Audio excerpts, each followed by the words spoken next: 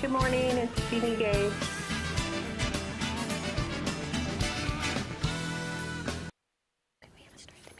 Good morning. Morning, Jeannie.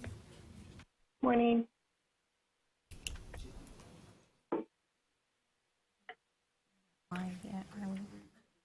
Okay.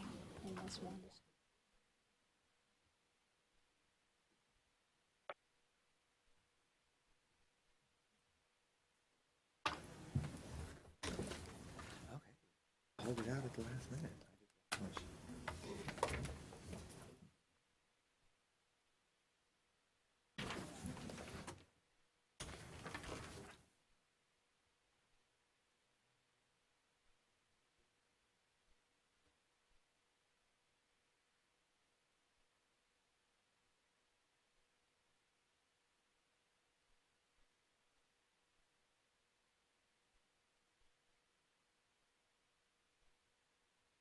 If you're on the phone right now, could you just acknowledge yourself? Dana Mingo. Thank you, Dana. Yeah, this is Jeannie Matt Gage. Vandermoos. Jeannie Gage. Thank you. Is there someone else? Dr. Poles, this is Matt Vandermoos. Thank you very much. Glad to have you on the phone. Thank you. I got a message from Shannon about the link indicates waiting for red. Should she try again?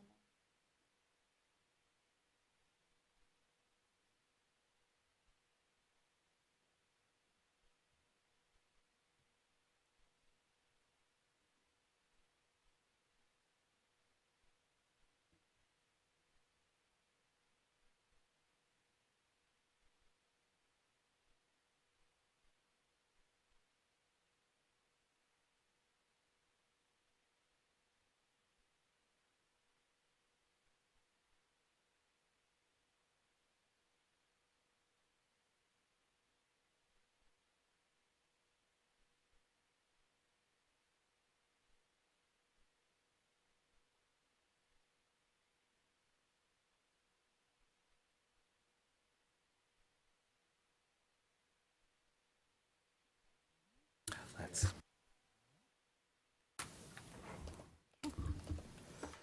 All right. Okay, good morning. Good morning. I'm Zelma DeLeon. I'm from the University of North Texas, and I'm the current chair of the committee. I would like to welcome all of you to our meeting this morning, and for those of you that are also listening online, it's been an unusual morning. It actually snowed in Austin, which I'm from North Texas, so it was a very nice surprise to be here in Austin with the snow. At this time, I would like to have everyone introduce themselves. We do have some new members. This is the first time they're here today, so welcome. And then we also have some that could not attend as a result of the weather, and they have called in, so we'll get to the introductions for them as well, too. If we can start to my right over here, Terry, if you can introduce yourself and say where you're from.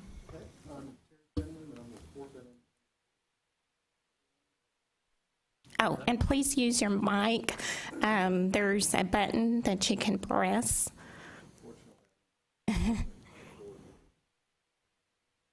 I'm Terry Sheneman, and I'm with Fort Bend Independent School District in Sugar Land, Texas. I'm Christopher Murn. I'm with the Financial Aid Scholarships Office at Texas State University, and I'm also representing the Texas Association of Student Financial Aid Administrators. I'm Brent Williford. I'm with Blinn College over financial aid, scholarships, and veterans. Doris Constantine, St. Edward's University here in Austin. Kathy Sanchez, I'm the Assistant Director of Financial Aid at the University of North Texas Health Science Center in Fort Worth. Billy Satterfield from the University of Houston, Clear Lake Financial Aid. Chad Pulse here at the Texas Higher Education Coordinating Board. Delisa Fox, Texas A&M University. I'm past committee chair and represent Texas A&M Health Science Center. Good morning, Carla Flores, the University of Texas, Rio Grande Valley, Associate Director, Financial Aid. Peggy Watts, Christine Stewart Carruthers, Vice President, Enrollment Services for Texas State Technical College. Okay, thank you. Peggy Watts, Director of Financial Aid, Temple College. Alan Pixley, Collin College.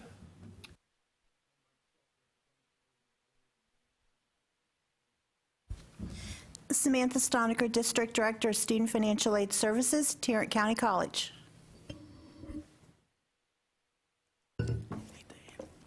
Diane. Robert Marino, Dean of Financial Aid at San Jacinto College. Kara Tappendorf, Pflugerville ISD. And on the phone, please introduce yourselves. Dana Mingo, Director of Financial Aid, Paul Quinn College in Dallas, Texas. Jeannie Gage, Executive Director of Financial Aid Scholarships, Texas A&M University, Corpus Christi.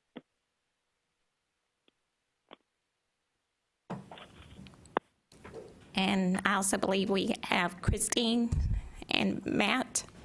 Oh, yeah, sorry. Matthew Vandermoss, third-year medical student and non-voting student representative, University of North Texas Health Science Center. Okay. And one more committee member. Diane Todd Sprague, University of Texas at Austin. Okay. Is there anyone else on the phone? Okay. Well, thank you. Once again, if you're going to speak, please remember to use your mic. I do want to go over a few expectations this morning, especially since we do have some new committee members. The expectation is to be sure and be prepared for the meeting. You know, we are providing presentation and handouts ahead of time, so please review those before you come to the meeting. The other expectations are that we do want you to be here physically, but we do understand if there's some unusual circumstances, such as the weather or some other circumstance, that it's okay to call in. There is also a rule that if you miss a meeting 3 times in a row, that the board will have to do a special approval for you to remain on the committee. And in the next month or so, you know, we will be providing the expectations in writing so that you'll have those in front of you. Any questions about that? No? Okay. All right. A few other reminders. If you have a cell phone, please put them on silent. If you have to step out of the room, you're welcome to do at any time. For the new members, the restrooms are just right around the corner.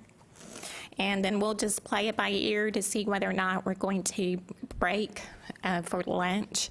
It would just depend on how we do with time. Okay. All right. Okay, so the first order of business this morning is to review the September 7th minutes.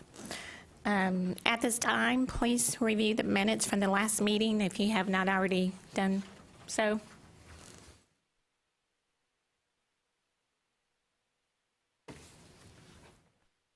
Please let me know if there's any recommendations.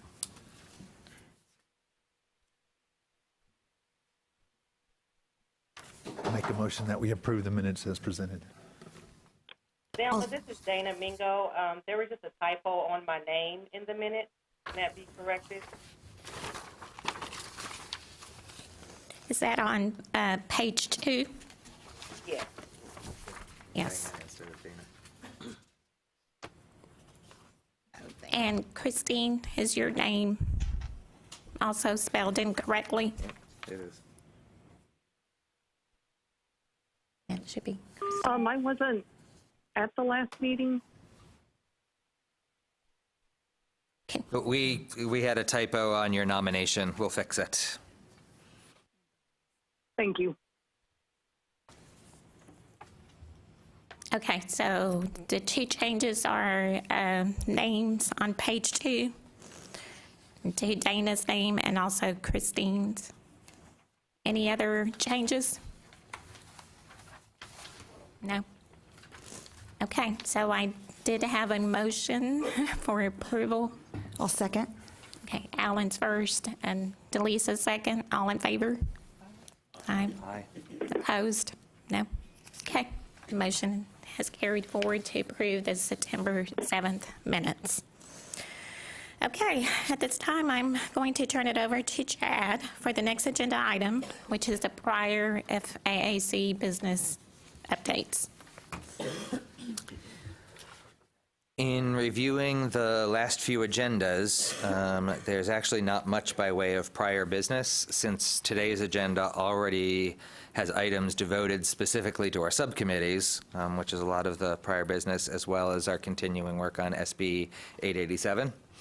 The one item from the prior agendas that's still being reviewed is records retention. As a reminder on that, the agency's Internal Audit and Compliance Monitoring Office suggested 4 items that, if improved, could influence the length of time that records need to be retained.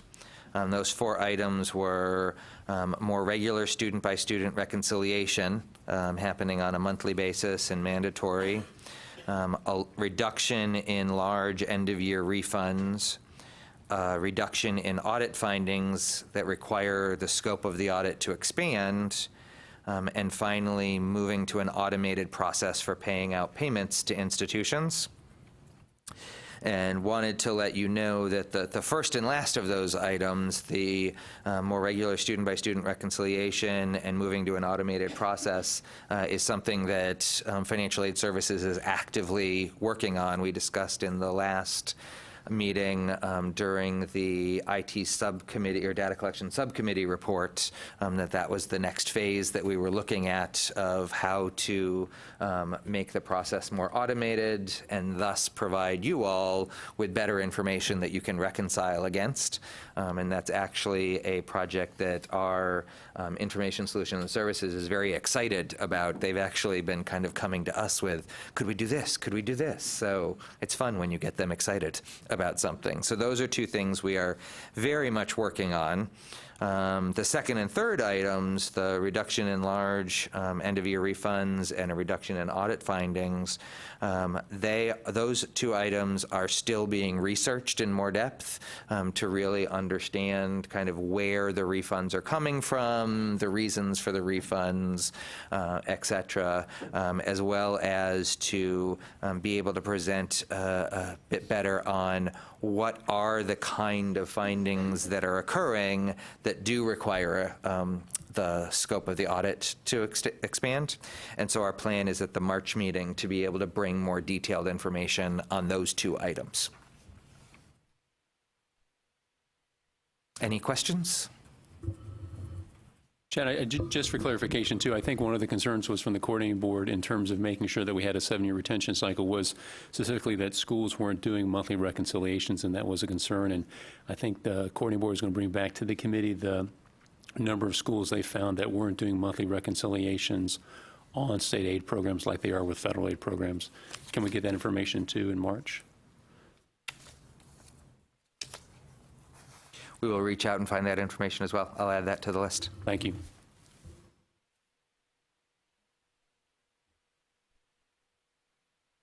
Are there any other questions for Chad?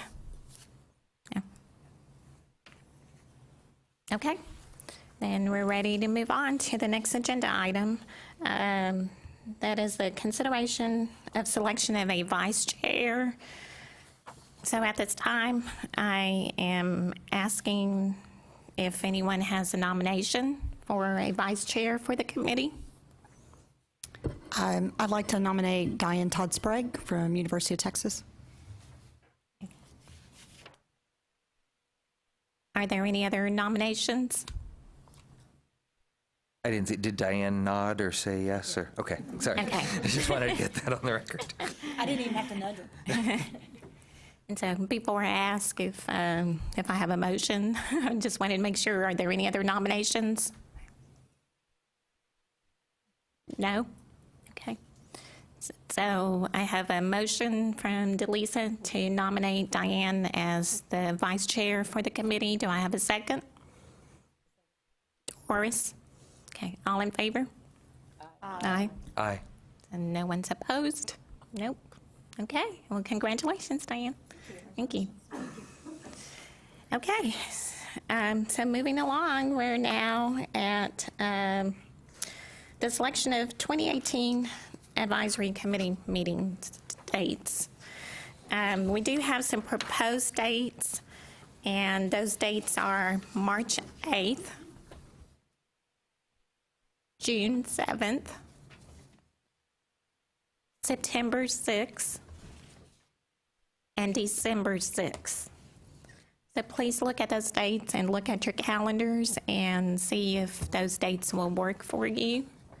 And if not, please let us know, and if we need to discuss any concerns.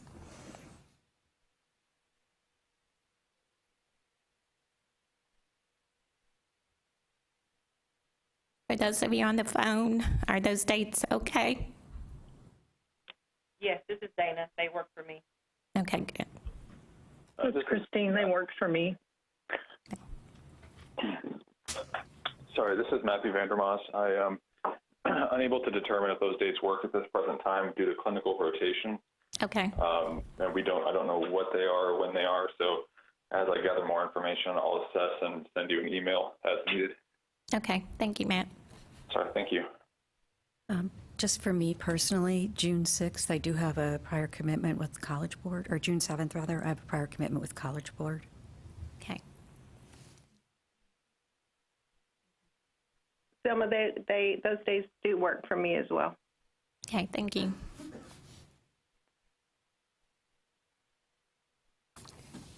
Okay, so. Yeah, I don't think we need a motion to approve the dates. It sounds like everyone, at least the majority, can attend the dates. So please put those on your calendars. Prior to then, you will get a reminder and an official email of the dates. Okay, thank you. Okay, so moving along, we're now at agenda. Oh, I'm sorry, Alan. Question. Yes. Are we moving the time from 9:30 to 10? Oh, no, I don't. No, today was just to give people an extra half hour because we didn't know what the roads were going to be like. Yeah. All right, thank you. Okay, so now we're at agenda item F, a presentation with Bob Collins. If you can join us up here or at the podium. Yes.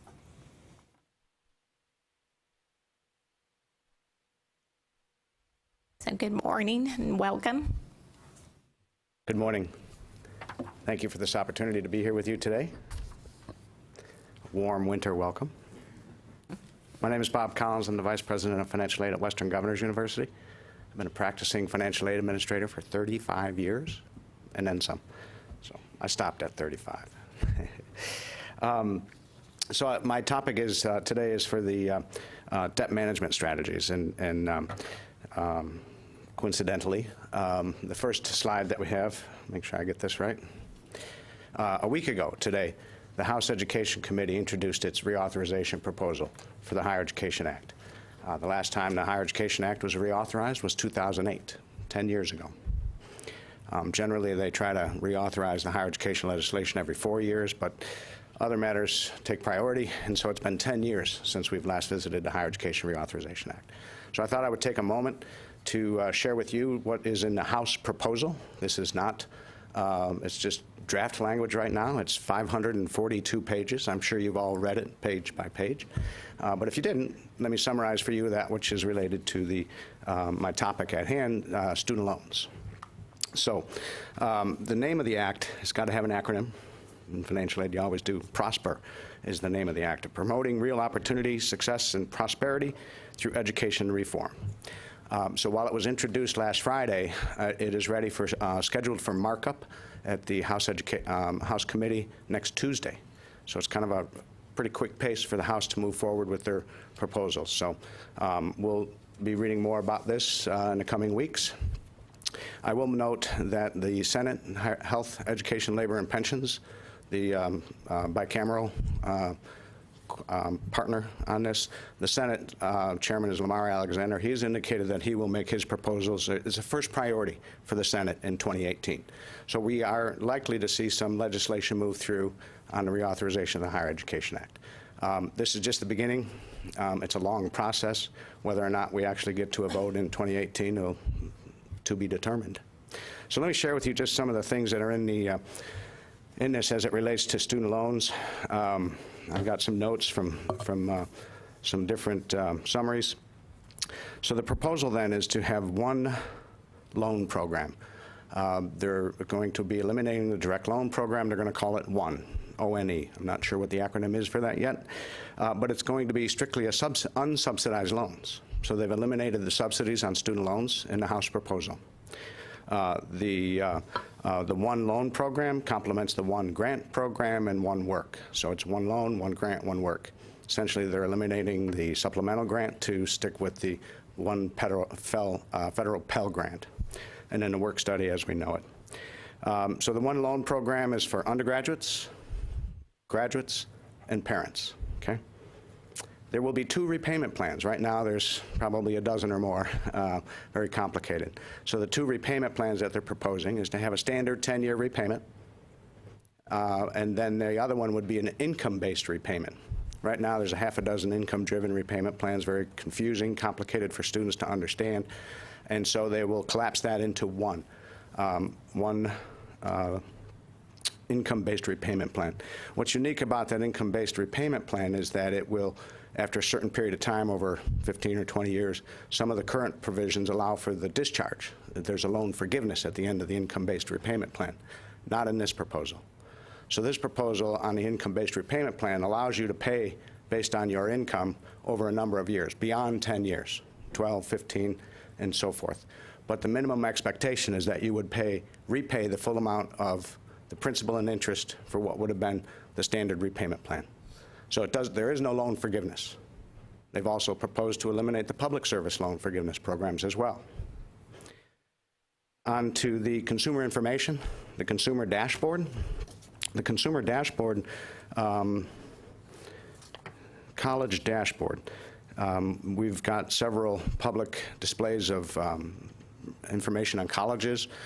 College Scorecard is one of them. Another one is the College Navigator. The College Navigator basically takes all of our data that we submit to iPads and aggregates it into the College Navigator. I don't know if you've looked at the College Navigator. It's pretty busy. Institutional researchers love it, but for a consumer, it's confusing. So the idea is this college dashboard will replace the College Navigator when it's ready.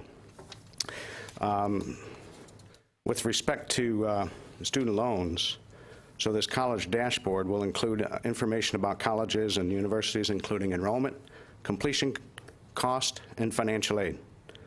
The dashboard will include aggregated information on the average debt of borrowers at graduation and the average salary of students who receive federal financial aid at both 5 years and 10 years after graduation for each program at the institution. So it's going to be more at the programmatic level, not overall institution, but based on the program of study that the student graduated or attended. And so that's something that we passed to the Department of Education, to classification of instructional program. So we passed the CIP code to the department, so they have all the information to compile this data. There's no additional burden on the universities and colleges to try and compile that data, but it will be part of that. So aggregated information, average debt of borrowers at graduation, and their income at 5 years and 10 years after graduation. So that will be, is a proposal. Enhanced financial aid counseling, and annual disclosures required. So the enhanced financial aid counseling needs to be tailored to the borrower's individual situation, as well as improves the timing and frequency by requiring annual loan counseling before an individual accepts the loan. It's going to be both for students and parents. That's new. We never had to do this for parents before. And it's going to have the most up-to-date information. So this is in the House proposal to enhance financial aid counseling. And the annual disclosure requirements is an addition. You know, generally you do an entrance and an exit interview. But every year a student reapplies for financial aid, there will be counseling. That includes the Pell Grant program as well. So annual counseling on Pell Grants. It's going to increase the loan limits. It's going to cap PLUS loans, and there's ability for institutions to use professional judgment to reduce eligibility. So let me just kind of go over those. The loan limit generally, remember, these are all unsubsidized loans now. No more sub-unsub split. For the undergraduates, there will be a $2,000 increase per year on the loan limits. It's still going to be stepped based on grade level, freshman, sophomore, third year, and above. Okay, so $2,000 increase at the undergraduate level, and they're going to lift the aggregate limit to $39,000. That's for dependent students. At the independent students, same $2,000 increase per year, and the aggregate limit will now be $60,250. So those are slight increases. The graduate and professional one loan program, based on a Treasury note of plus 3.6%, caps at 9.5%. So the interest rate is based on the 10-year Treasury. It's a variable rate, changes every July 1, and it will be capped at 9.5%. The graduate loan limits will be increased by $8,000 per year to a total of $28,500, and the aggregate limit will increase to $150,000. So the House is proposing that there be some loan increases, but there's a thing called a PLUS loan. The acronym is Parent Loan for Undergraduate Students. Some years ago, they introduced the Grad Plus. Parent Plus and Grad Plus have no limits. You could borrow up to the cost of attendance. And it's not based on a FICO score or a debt-to-income ratio. It's just based on credit worthiness. So long as the graduate or the parent has no adverse credit, they're eligible to borrow up to the cost of attendance. Cost of attendance includes direct costs, tuition and fees, and then meals and housing. So parents and graduate students, no ceiling. So they're going to eliminate the Grad Plus loan. So no more Grad Plus. So the graduate student can only borrow up to $28,500 with an aggregate of $150,000. No more Grad Plus. I suspect that the private market will need to step in for those high-cost professional programs, medical fields, where the private lender will step in to fill that void. Plus loans, Parent Plus, will be capped. So parents can still borrow. They will have a variable interest rate, 10-year Treasury, plus 4.6%, capped at 10.5. The Parent Plus can borrow up to $12,500 per year, with an aggregate limit for parents of $56,250. So before, where parents could borrow up to cost of attendance, they've got a cap on it now. There's also a consolidation loan available for students as well. The one thing that they've introduced is the use, authorizes a financial aid administrator to use professional judgment to reduce a student's eligibility to receive grants and loans or work assistance. So the institution has the ability now to limit how much students will borrow.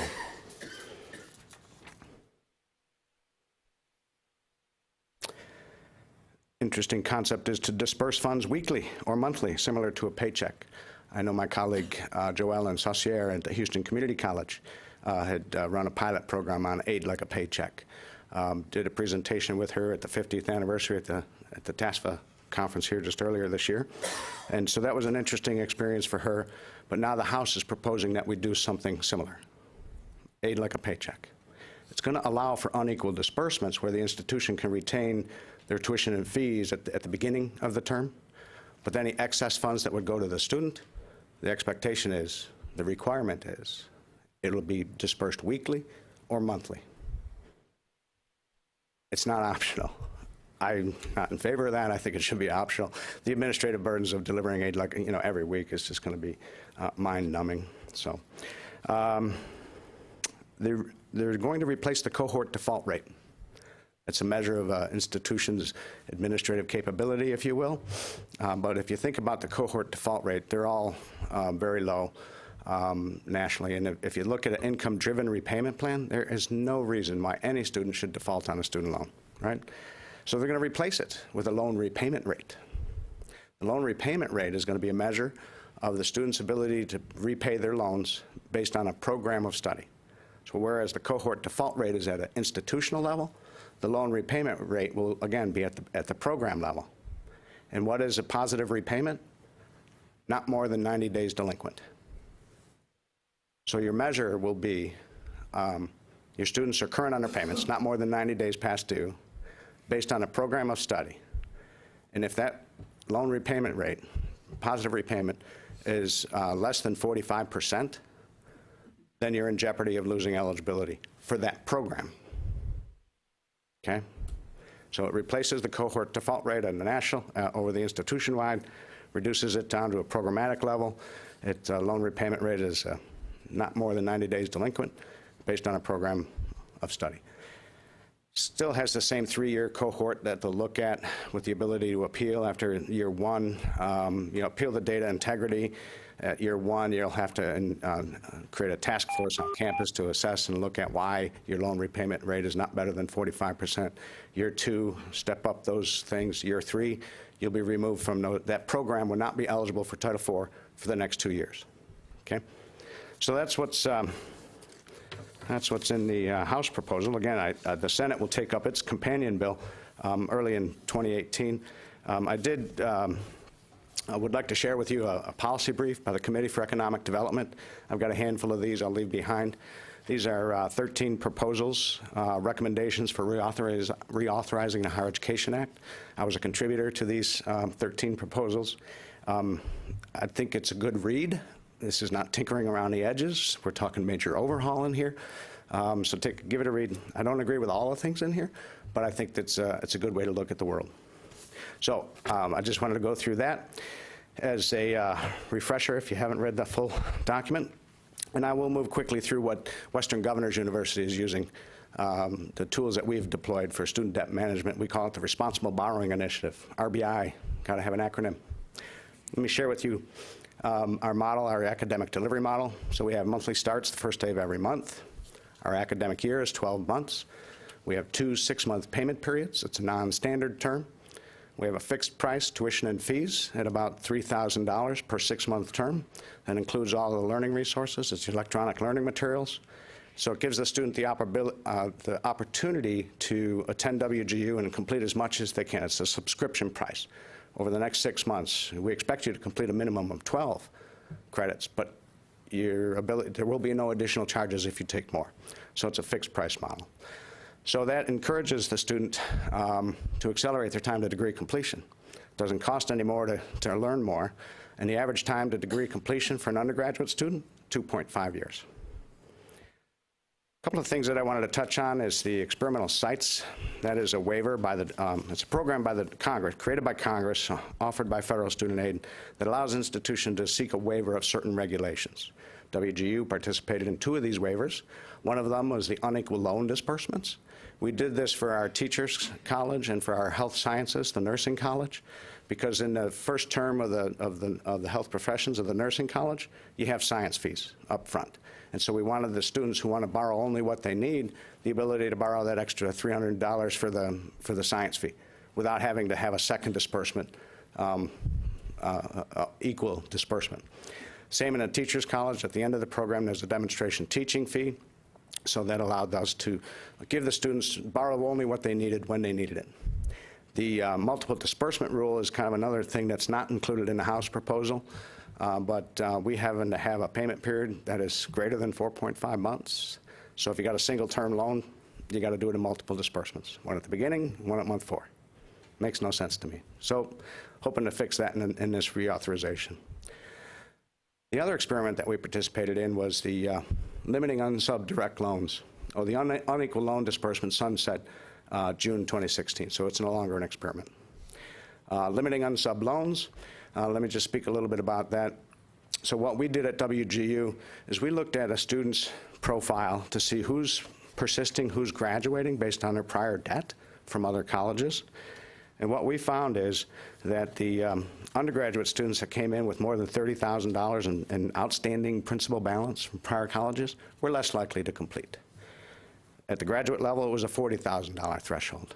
So what we did is students coming into our university with that excessive outstanding principal balance from prior college, we would limit them to borrow only their direct costs, no money for living expenses. We got thousands of students in this program, and we'd limit them to direct costs only.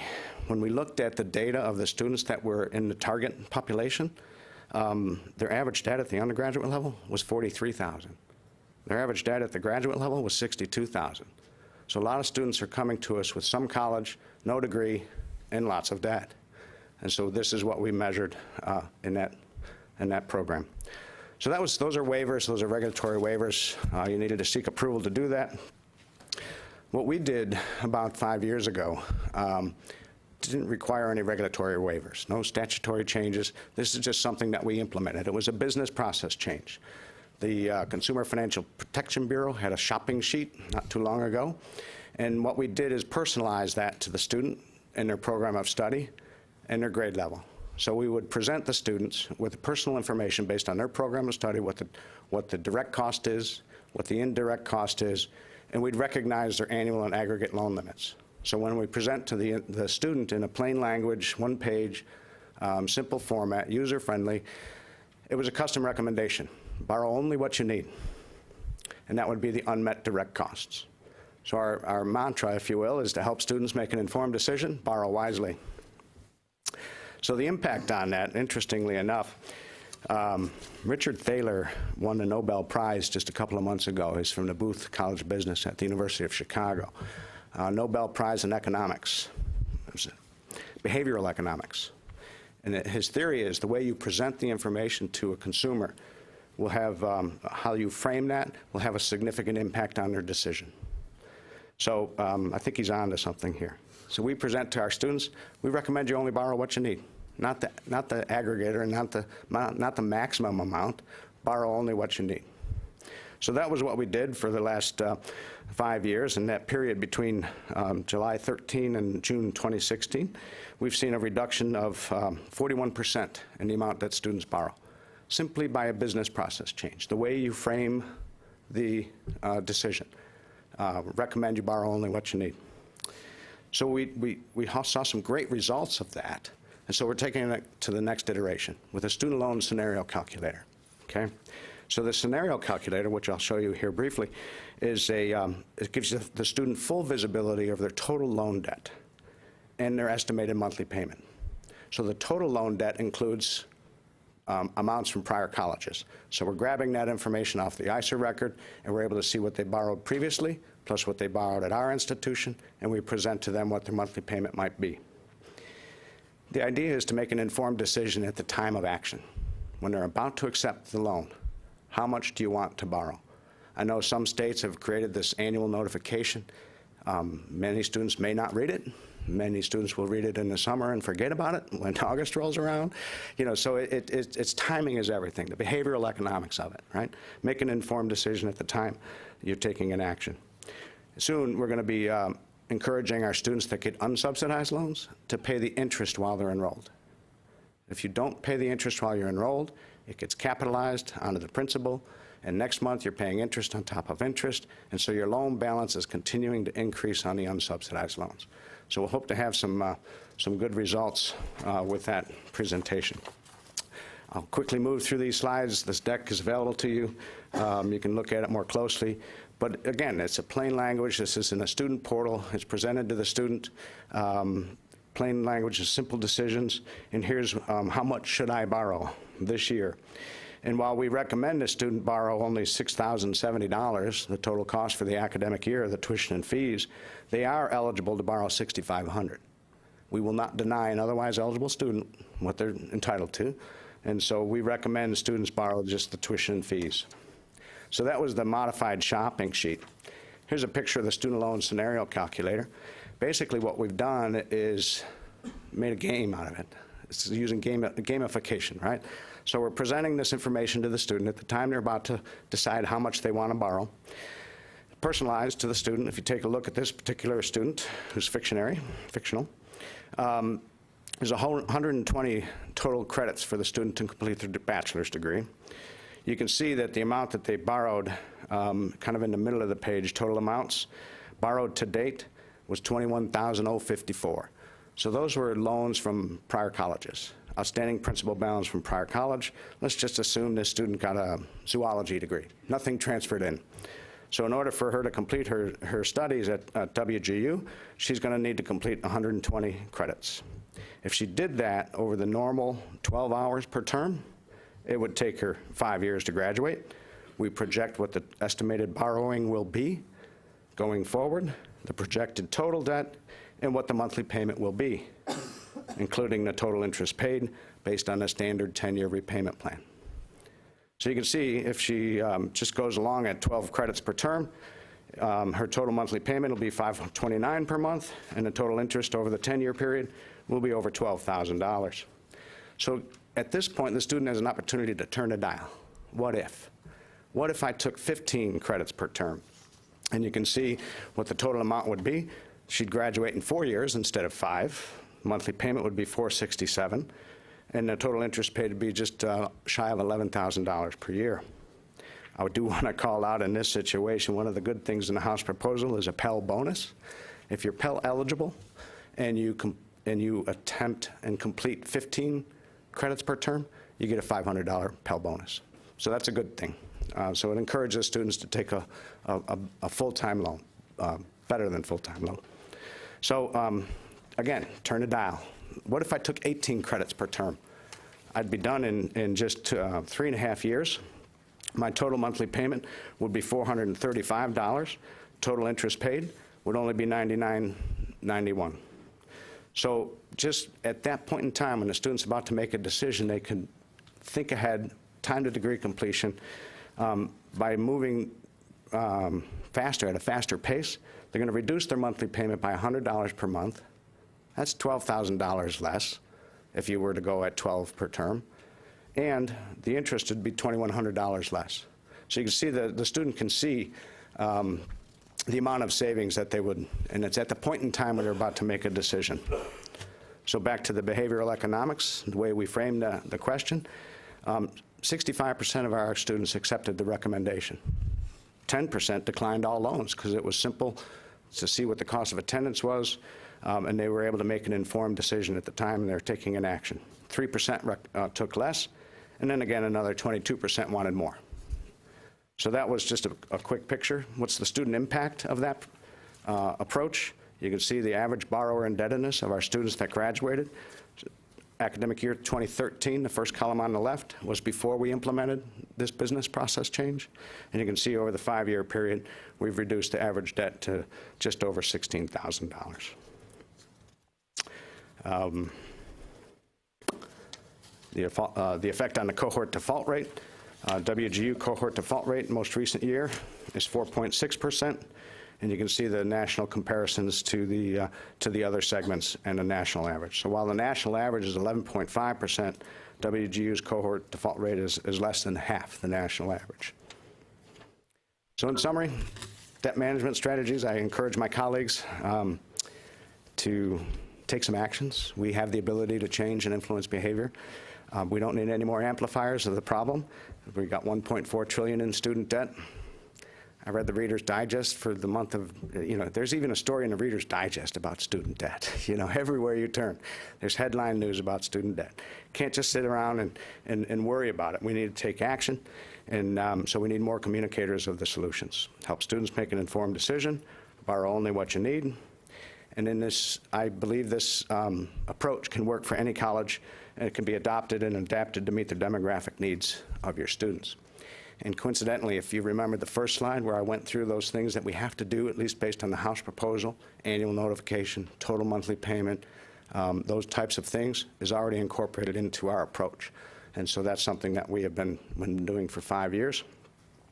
I won't click on this slide, but if you do, it's about a 2-minute video. It's not a talking head, it's kind of a jazzy music. You can kind of see in video how the model worked for us. So I'm happy to answer any questions or have any dialogue about this debt management strategy at Western Governors University. Thank you. Do we have any questions for Bob? Chris? I have a question. Thank you. Great presentation, and I agree with what you're saying in terms of trying to limit student debt.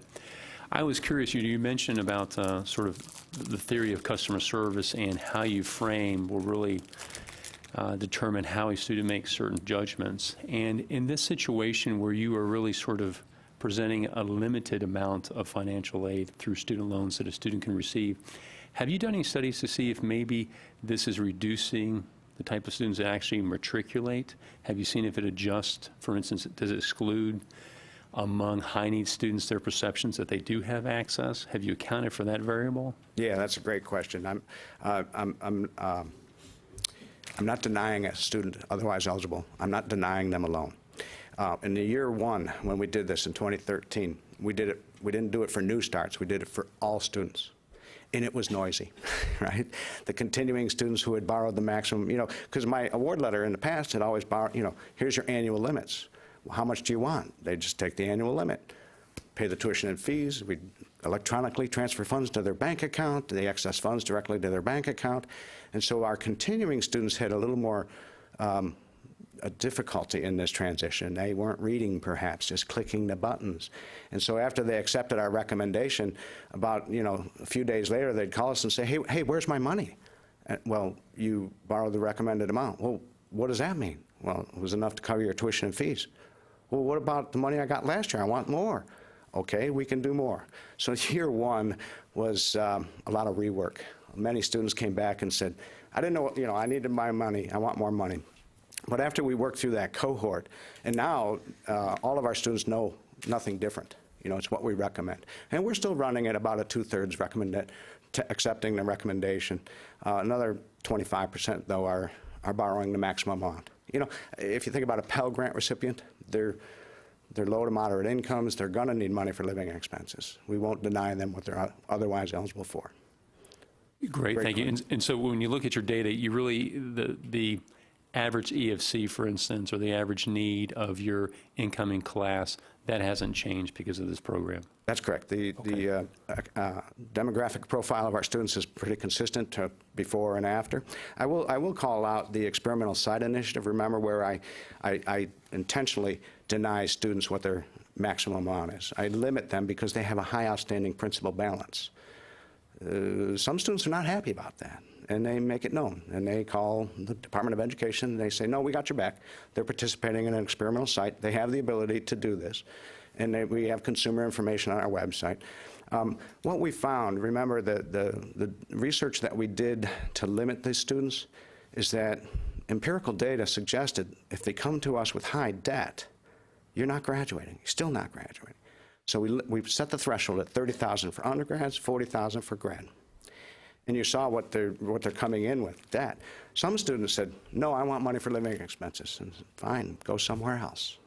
We're not going to do that. So we have students that turn away and don't come back to school with us. Others are more motivated by this. It's an epiphany. Oh my gosh, I'm going to hit my aggregate limits. I got to graduate. And so they get motivated and they complete. But what I've discovered is, with that data, it hasn't really increased it just slightly increased the graduation rate of that population. So it's a profile that are struggling. Even though we limited the amount they can borrow, some move through and graduate successfully, others still drop out.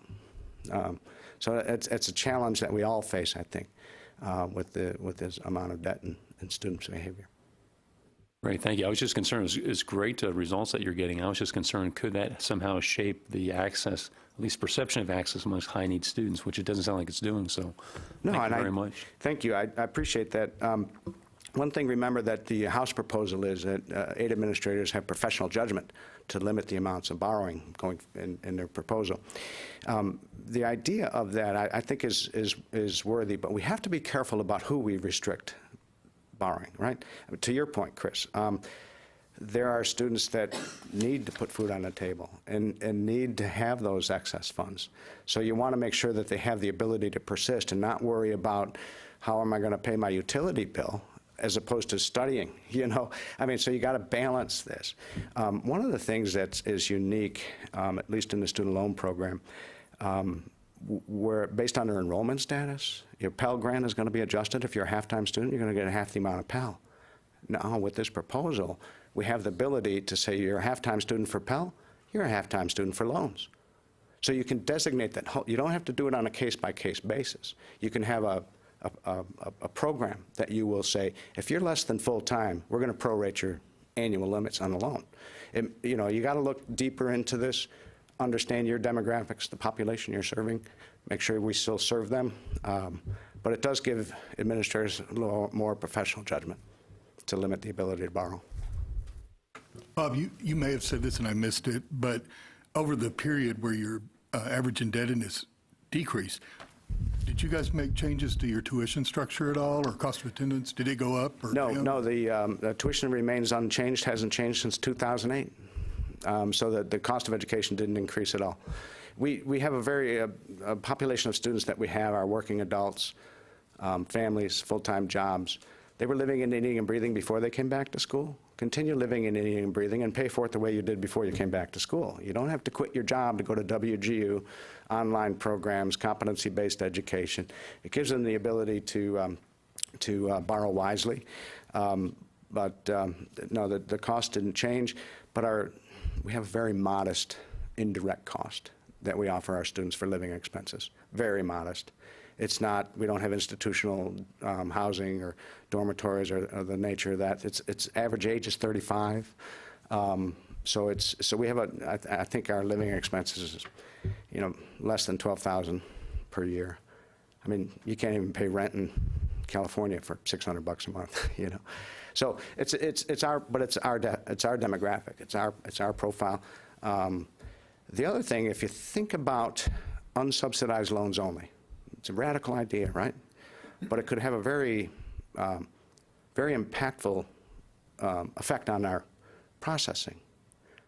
The need analysis now is just simply for the Pell Grant.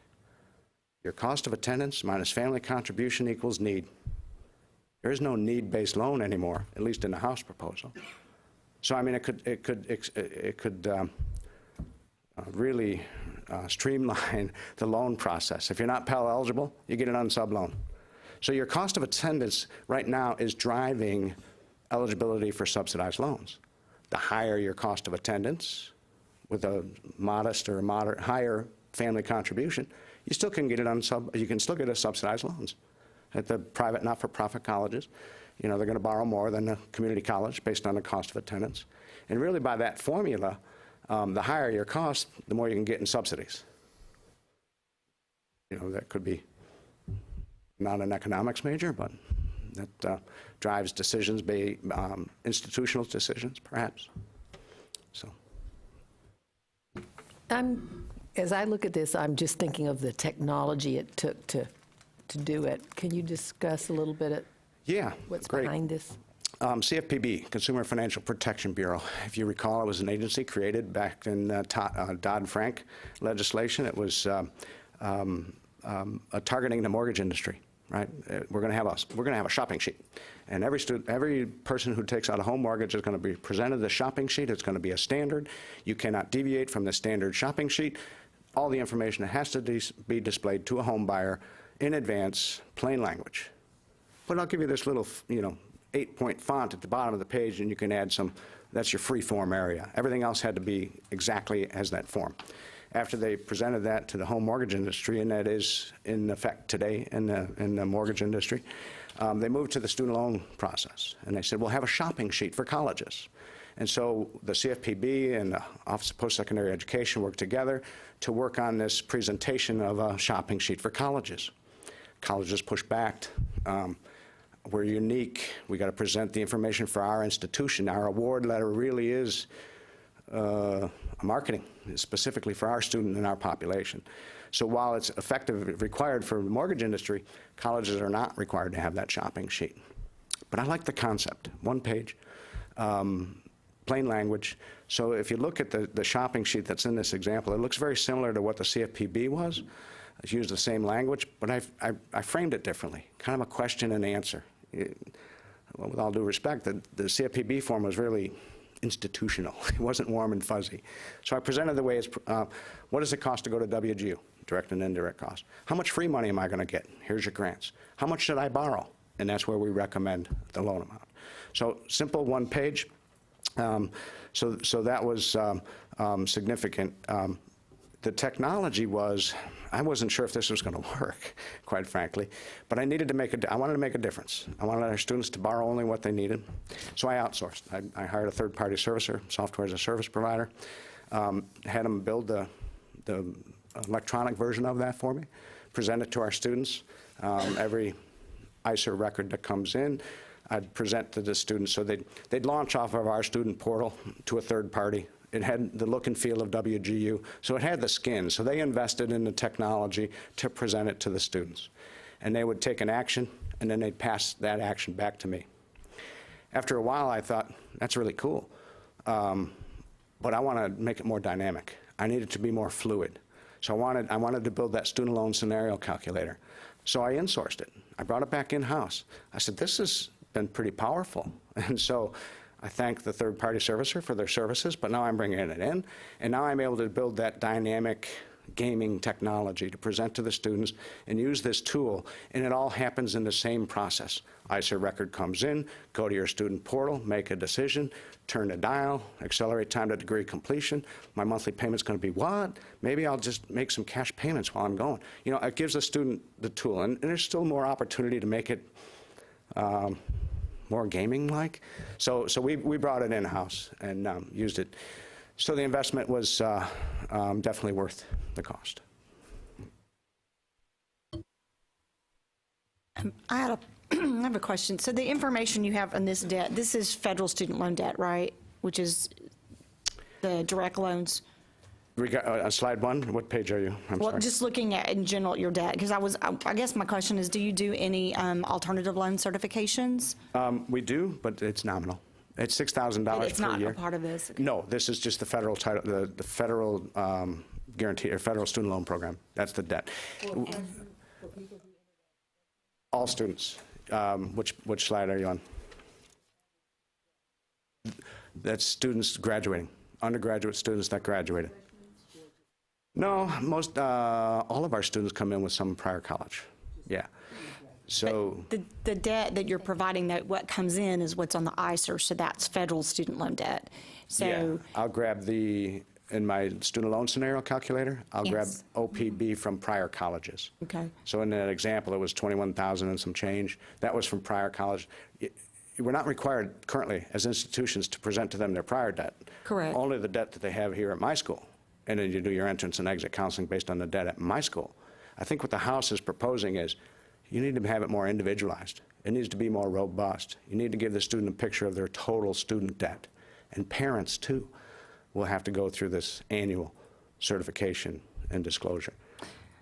And I was just asking because we've been doing some things since sequestration came in, where because of system and the interest rates changing and so forth, where anybody who hasn't accepted like an unsubsidized loan or subsidized typically as well, but we'll go back in and offer subsidized. But unsubsidized we've canceled, and we haven't just automatically re-awarded. So one of the things we're doing right now is to try to tie it back to see if those students are coming and going to an alternative loan source, which most of the times we're certifying, but we need to look at the data to see. So while it may reduce their federal debt, we're trying to make sure it's not increasing their alternative loan borrowing, so that if we see the trend, then we can counter that with our messaging to, if you need these funds, make sure you come back to us instead of seeking another source. So I was just wondering about that. Yeah, I'm glad you're doing that too. You mentioned the word sequestration. They've eliminated the origination fees on these loans. Correct. So we don't have to mess around with the nominal 20-cent change in the O fees. So with that, though, again, our cost of attendance is is modest. They're working adults. I forget what the interest rates are now. 4.45 for the undergrads, 6% for the grads, and 7% for parents. Private market might offer you something better. If you're credit worthy, there could be a lender out there that can make a better rate available to you, but you're foregoing the deferment and forbearance and those provisions that are in the federal loan program. So this will be an interesting consideration going forward. You know, will more private lenders come into the market to meet the Grad Plus elimination? Will there be, again, I didn't do a deep dive on the people that just took out private loans at my institution. I'm thinking, why? Did you not? Were you afraid of the FAFSA? Did you not want to provide your information to the government? Why didn't you take out a private loan? Why didn't you come to us first? I mean, I had to certify your private loan. So it's nominal in the grand scheme of things. It's only about $1 million a year that we certify in private loans. But I don't intrude into that market. They're adults. They can make informed decisions if they want the private loan. I hope you got a better deal. Are most of your students half-time? No, all of our students are full-time. They are full-time? 6-month payment period. But most of them still work? Yes. So instead of 4.5 months, you got 6. Okay. And the library never closes. It's all online. You work, you're able to attend school whenever you're ready, at any time. So, interesting model.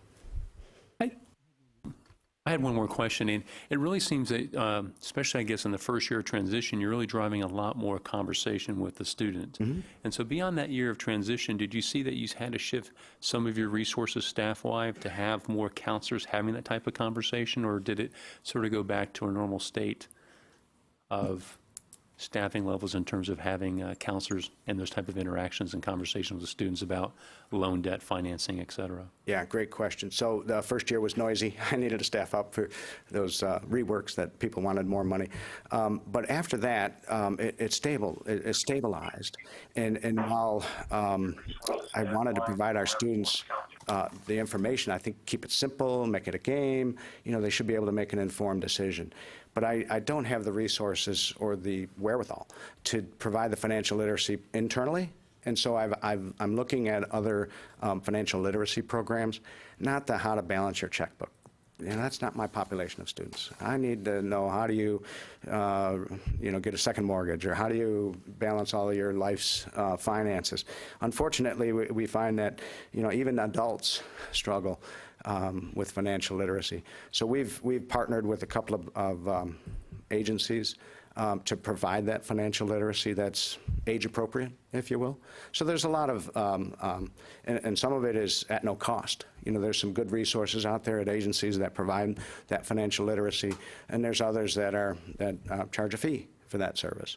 So we've looked at providing that financial literacy. We don't force our students to take that financial literacy course. It's optional. They can click on a button off of their student portal and land off of a third-party website that's looking at more than just cost of education. It's looking at life's expenses and how to prepare. So, thank you. Good. Okay, are there any more questions for Bob? No? Okay, well, thank you so much for joining us today, and it was a great presentation, and Thank we you. really appreciate you being here today. Thank you. Appreciate your time. Good day. Okay, so moving along, our next agenda is another presentation, Work Study Student Mentorship Program with Terry Daniels. She's Assistant Director of College Readiness and Success. Hi, Terry. Good morning. Again, my name is Terry Daniels. I am the Assistant Director of College Completion in the Division of College Readiness and Success here at the Coordinating Board, and I am responsible for the Work Study Mentorship Program. And beginning in fall 2016, many of you were introduced to the Work Study Mentorship Program as a part of the FAD reporting, and for those of you who have not been introduced yet, you will be soon. And I wanted to provide you with an overview of the mentorship program, because I receive a lot of questions on what's the mentorship program and how do we get this, how does it fit into financial aid, or we don't have this on our campus, so can you explain what it is? And so I wanted to update you, give you some information about the mentorship program, and allow you to ask any questions that you may have as you're working with either the program staff on your campus, or if you're now currently responsible for the mentorship program and it's new to you, I wanted to be able to answer any questions that you may have. So I'm going to figure out the clicker, and then we're going to move on. Okay, first off, and I'm not going to read through all of these slides because you guys have them and you can read for yourself, but I wanted to just give you an idea of when we think about the mentorship program in-house, what our thoughts are. So with the mentorship program, the program, what we do is we provide funding to institutions to implement peer-to-peer activities with eligible students. So the mentorship program, the students can either work doing the peer-to-peer activities on your campus, or they can work with the local high school to implement activities around access, success, and college completion. And the goal of the mentorship program is we want to improve the success, the access, and the college completion. When the mentorship program first started, we were under closing the gaps. And so you will, on your campus, you may notice that a lot of the activities that happen around mentorship are geared towards the access piece. Because when we started it, that's what the focus of the state was on. A lot of your programs may work with the local high schools and going through the college admissions process. They may do financial aid activities with your students, or with the students at the local high school, or admissions activities. And that's really a result of the program starting under closing the gaps. Eligible institutions, this is information that you guys have seen before. It's this, much of the same financial aid eligibility information that you have with your other programs. It's the same for the work-study mentorship program. And I don't believe that I put this on the slide, but I am going to insert it right here to help you understand. The Texas work-study mentorship program does not receive its own allocations. We receive the allocations for the work-study mentorship are part of the Texas College Work-Study, and a portion of those funds are earmarked for the mentorship program, and that's done in-house. And so the eligibility requirements that you see for the institutions and the students are a part of what you would also see for the Texas College Work-Study. The student eligibility piece, again, this is the same information that you see for the Texas College Work-Study. The one difference here is that a requirement of the mentorship program is that the students must receive training.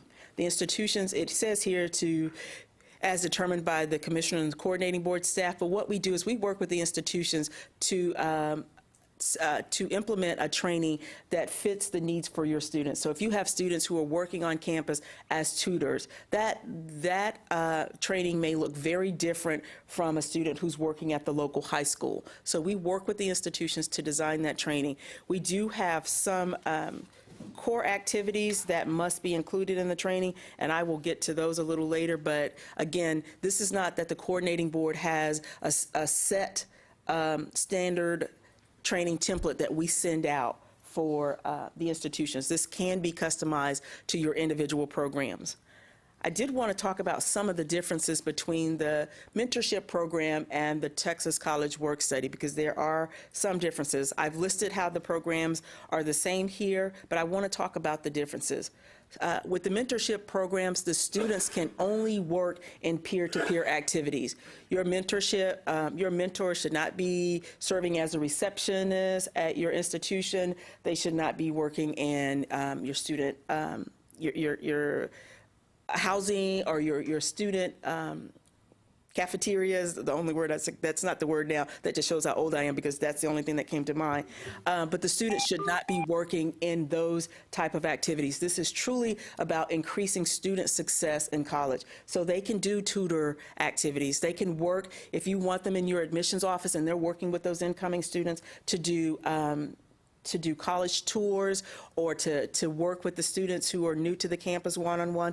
They can do that. They can work in your first year seminar courses. They can be SI instructors, but the whole goal is that they're doing something one-on-one with either a student on your campus or a local high school student to increase access, acceptance into higher education, success in higher education, and completion in higher education. This year, I'm also responsible for the Grad Techs program, and those are students who have stopped out, and institutions are reaching out to have them come back.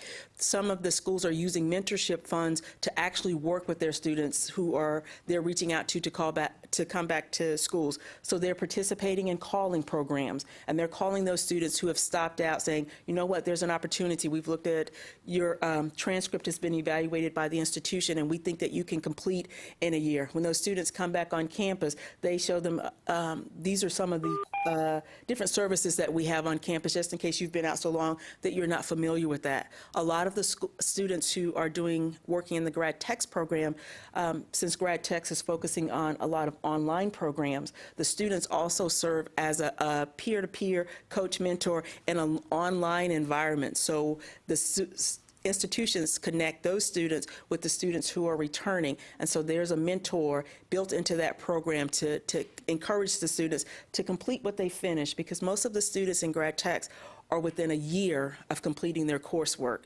And so having this mentor be available to them through this process. Since it's the first year, I can't tell you, it's been amazing, and the success, the numbers are great, but just the initial work, the students having someone to contact, to talk to in that process has shown to be very beneficial at this point. The salary for mentor students, and this is not in any of our rules, because the work-study mentorship rules, if you've had an opportunity to look at those, you know those are very broad, and we're going to talk about that also at the end. But in our program guidelines, the mentor should be paid at a minimum $10 an hour. And that's, we share that information with all of the things that we put out to the institutions, but the mentors should be paid at a minimum of $10 an hour.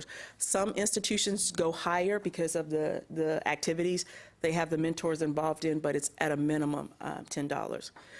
Another difference, the students must receive training. I'm going to go over in just a second some of the things that we have included in the training for the students, but they've got to receive training, because one of the things that we want to stress is that they're able to share knowledge. They're not advisors under no beliefs, but they should have knowledge, general knowledge that they can share, and then to refer off if there's additional information needed. Our mentorship programs also, before they were reporting to us on a monthly basis, we would want to know how many mentors are in the program and what have been your expenditures to date. Not because it was a reimbursement program, we paid up front, but we were trying to keep track of how they were actually funding their mentors, and to have information on hand in case we needed to produce a report. So since 2016 was the first time we were reporting into FADS, we were collecting monthly so that we could make sure that we had information on hand should there ever be any requests for the mentors. What we found out once we started to report into FADS is that the information that we were receiving on the reports didn't necessarily align with what needed to be reported into financial aid. So the expenditure reports, they're now aligning more with the financial aid report. So the mentorship programs, they're submitting reports to us 3 times a year, in January, in June, and in September, so that we can capture the information for the semester. And so the students who have participated in the program, if they're working off-site, the mentees of the programs, and then what are those expenditures for the program.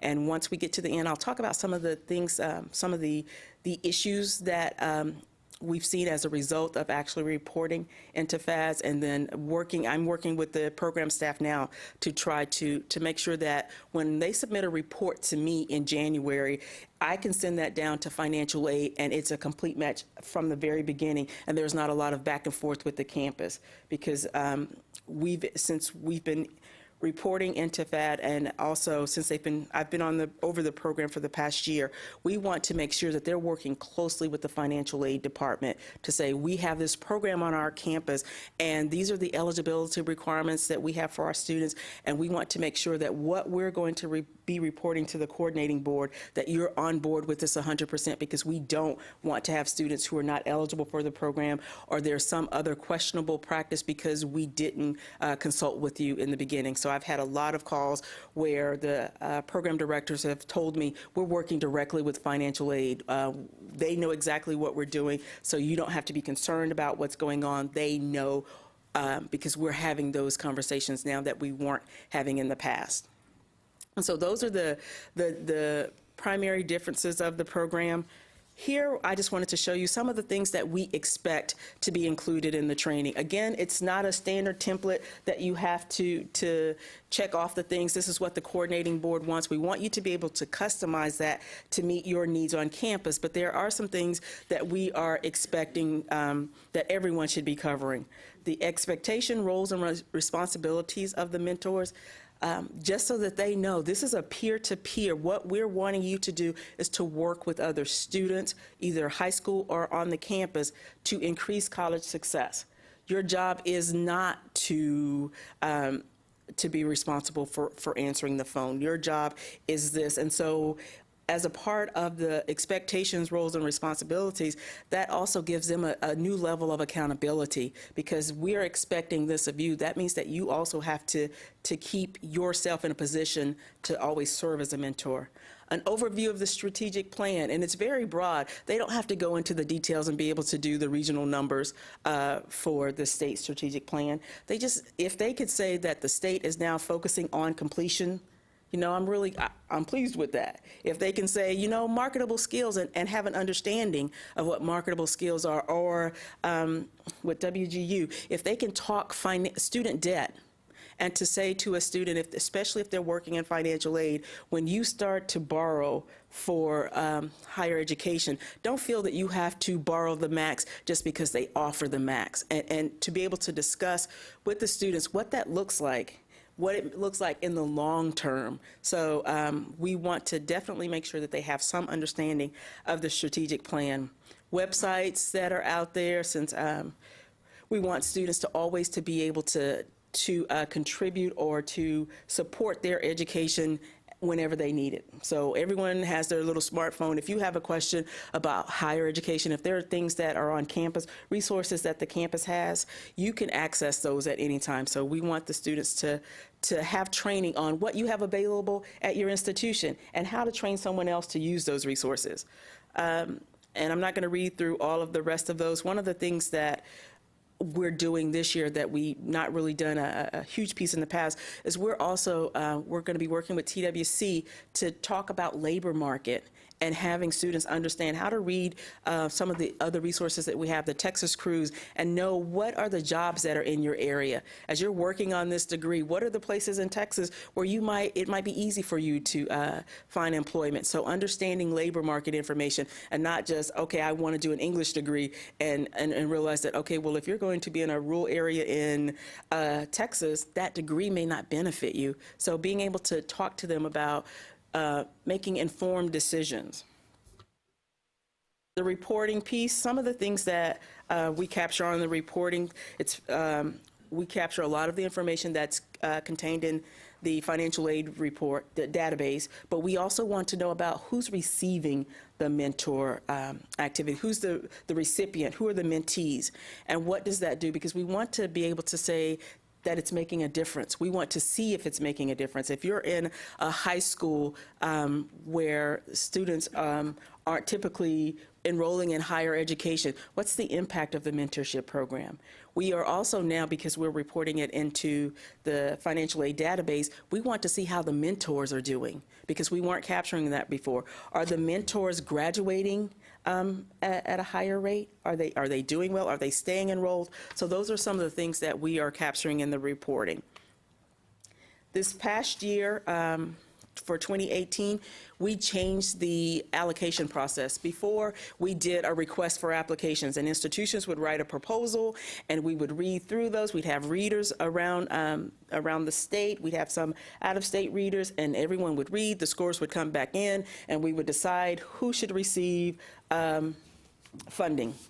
That was a very subjective process, because depending on the reader, a school may be funded this year, may not be funded next year, and what we found that we were funding pretty much the same schools over and over. So this year what we did is we aligned with the work study, the Texas Work Study Program, and we allocated. So institutions received a notice that says the Work Study Mentorship Program is X, would you like to participate in it? And then they said yes or no. And then we took the schools that selected or elected to participate, and then we allocated. there were two steps or two levels in our allocation process because we had schools that had not participated before, so we didn't have past expenditures in which to award them on. So the institutions who had participated in the past, what we did is we looked at their expenditures that were reported into the financial aid database, and we did those expenditures plus a percentage for program growth. That was their allocation. For the institutions that were new, we took the remaining funds that was left from the schools that had participated in the past, and then we used the allocation method that was the same one that's used for the Texas College Work Study. Now, what this does is because institutions were who had participated before, they may have submitted one set of expenditures in their monthly expenditure reports, but the information that was reported into the financial aid database was very different. And so institutions could have been reporting really high numbers to me in their expenditure reports, and it was really much lower in the financial aid database. And that means we had one institution that had previously gotten $100,000 that was down to $5,000. And that really forced the institution, the program director, to get with the financial aid director to say, what are we doing in our reporting? Because that type of gap, and you're accustomed to running programs with at that level, and it's reduced. And so that institution, I've been talking to, I think they call weekly, to make sure we have this all set up now. So when financial aid reports to you, it's the exact same thing that's being reported on those expenditure reports. One of the things that drives the discrepancies or the differences in the reporting are student eligibility. We have institutions, and I'm not quite sure how this happens, but we have students who are not eligible, and so when that information gets to financial aid, they remove those students. That Texas residency is one of the things that is catching our institutions off guard. The students that they're reporting on the reporting template, they may not actually be Texas residents, and so that's caught when it gets to financial aid. And so I've been talking and working with institutions to see, one, how is this happening? Because that eligibility requirement has been there forever. And also, how can we correct this? Because your amount is determined based on what's reported into the financial aid database. Nothing else is considered at this point. So I think institutions are definitely having the necessary conversations on campus to make sure that they are receiving the absolute maximum amount what they're expending, because they also have to, when they have students that are not eligible, they have to pay that back to the work-study program. So you also don't want to get caught in that position. So I'm working with the program directors to make sure that we can fix those problems. I wanted to just give you a few stats, and I apologize because that didn't come up really clear on the PowerPoint. From 2016, we had 41 institutions participating in the program. You can see on there that we had student placement in the higher ed arena and also in the local high schools. And some institutions were placing students in both areas. You can see the breakdown, our ethnicity breakdown of the students, of the mentors, first time in college, and the gender breakdown. I wanted to also stress here that for 2018, we have 62 institutions participating in the program. We had 21 additional schools for FY18. And that, I think, is a direct result of not having to write the proposal and to do an opt-in, opt-out. So we're hoping that that number just continues to increase and that we can get more mentors helping us to reach the goals of 60 by 30. Some of the activities that the institutions are doing, again, because the mentorship program started under Closing the Gaps, a lot of those activities focus on college access and college entrance.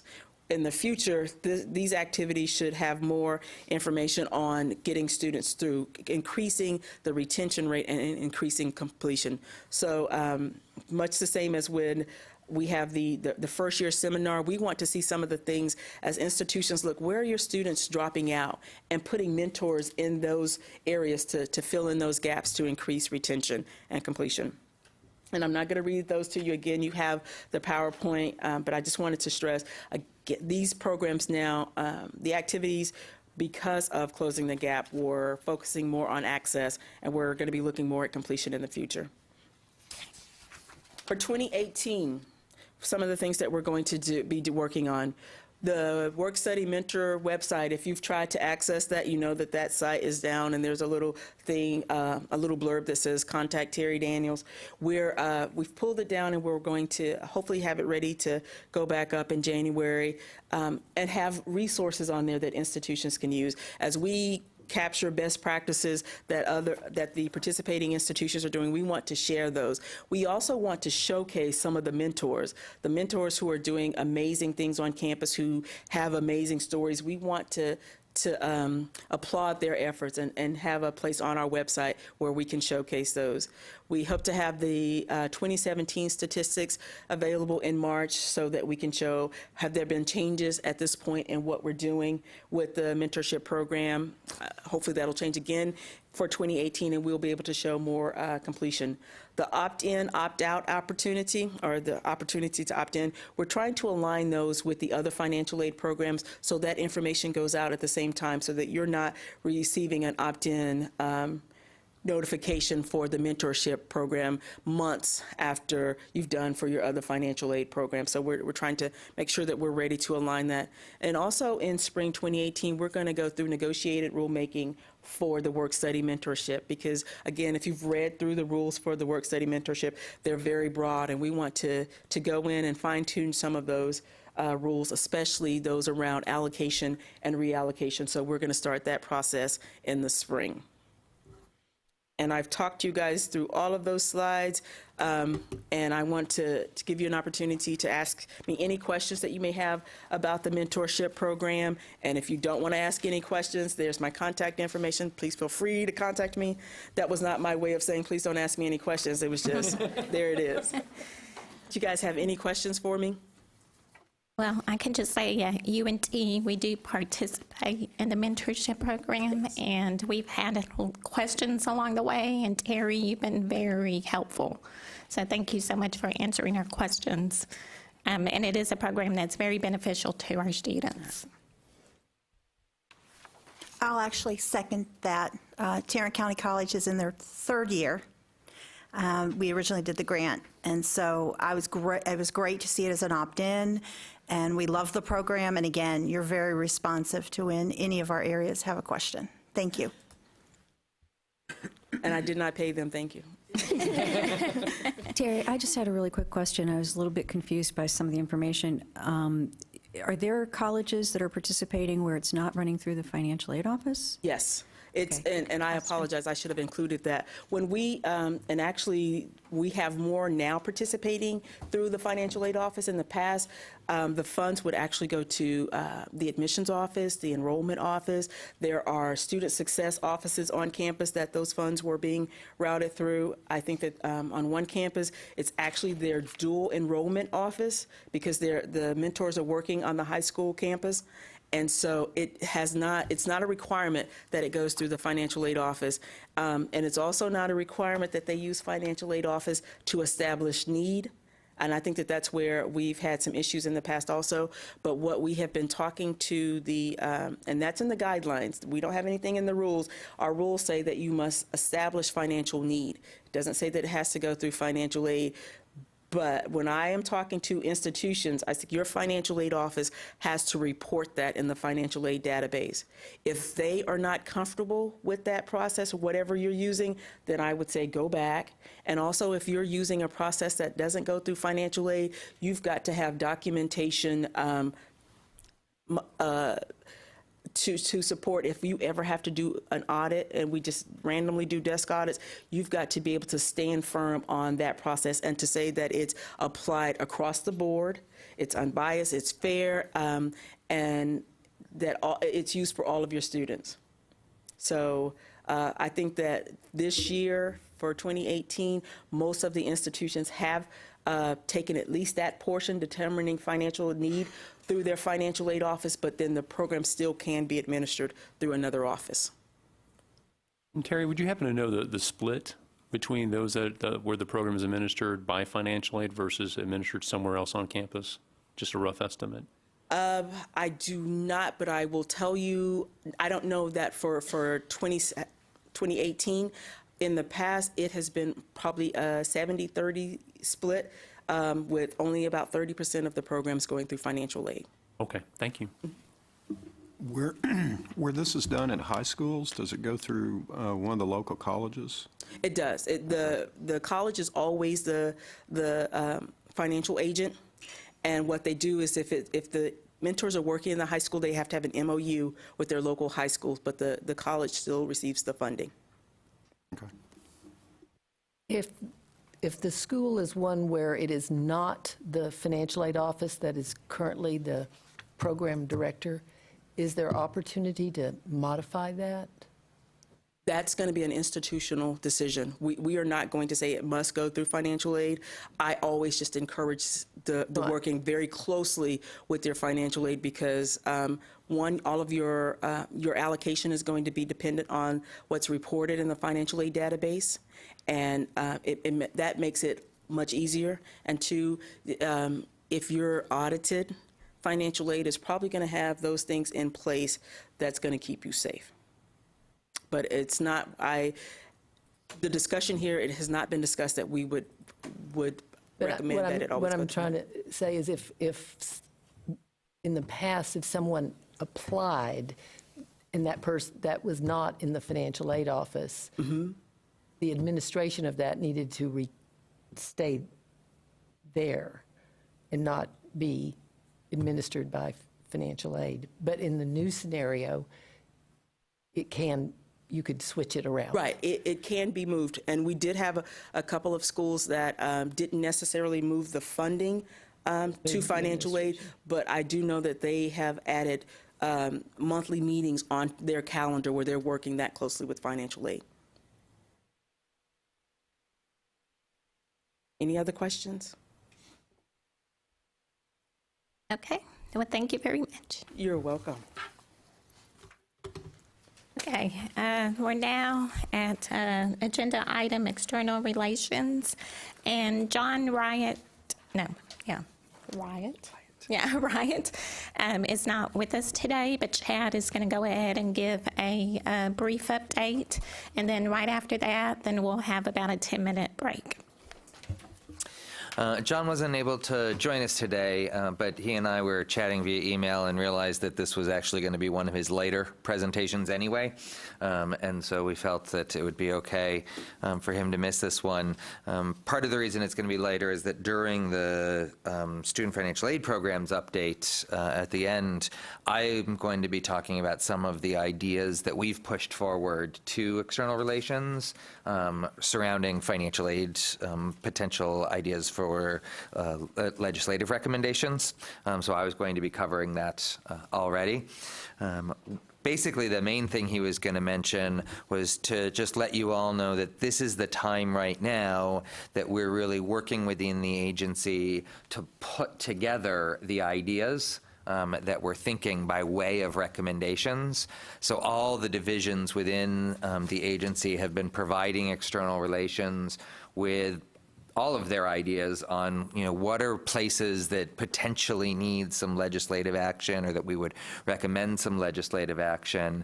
And then external relations pulls all that information together, and they work with our executive officers and they work with our board to really decide, okay, which are the ones that are going to take top priority. I think in the past he's mentioned that we kind of have three categories of how we look at these. One is ones that are very actively being worked on. Another is ones that external relations and staff still work very actively on. And a third tend to be more ones that are, for lack of a better way to put it, if we can find a legislator to pick it up, awesome. But they're not ones that, we're going to be expending tons of, oftentimes that'll be cleanup bills. that we noticed something that just really should be cleaned up. So we're in the midst of kind of gathering all that information. The discussions with the board haven't even started yet. So when I give the information later in this meeting, it really is just ideas we're just starting to discuss.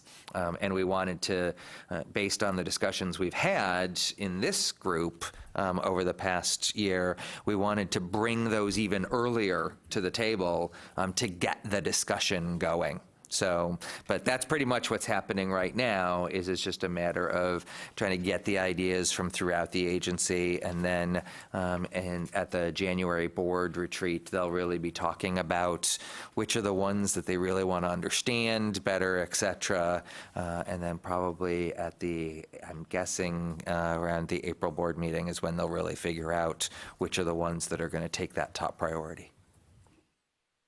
Any questions about kind of the structure we're using? I'll give you more about the actual ideas later. Okay. All right, then let's go ahead and take a 10-minute break. Thank you.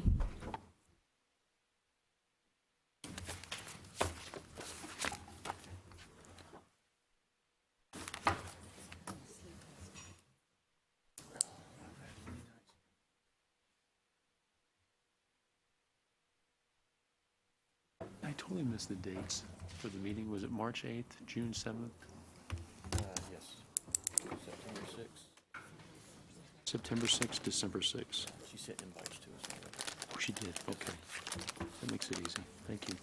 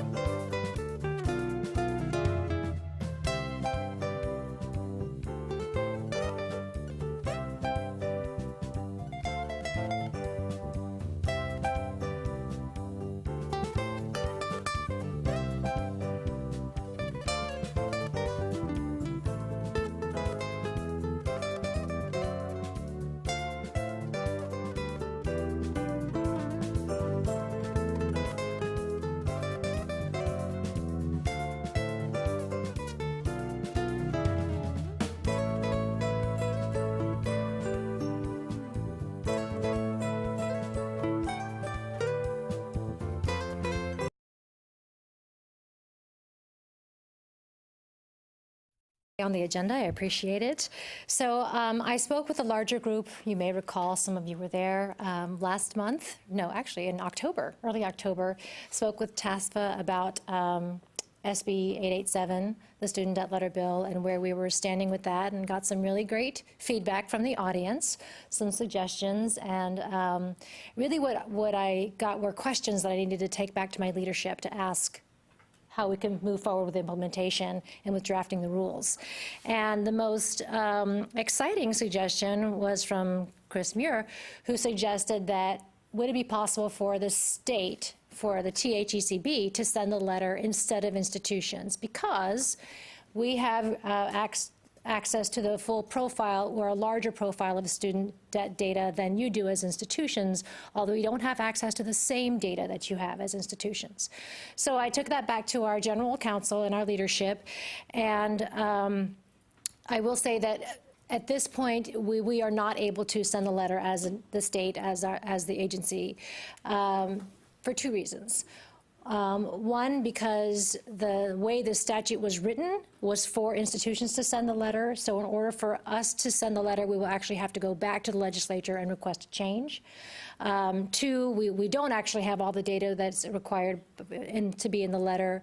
And three, our general counsel referred us to the Senator Zeliger's comments on the bill, where that expressed his legislative intent, and it really did talk about the relationship between students and their institutions, where that was his intent through sponsoring the bill. So that's where we stand now.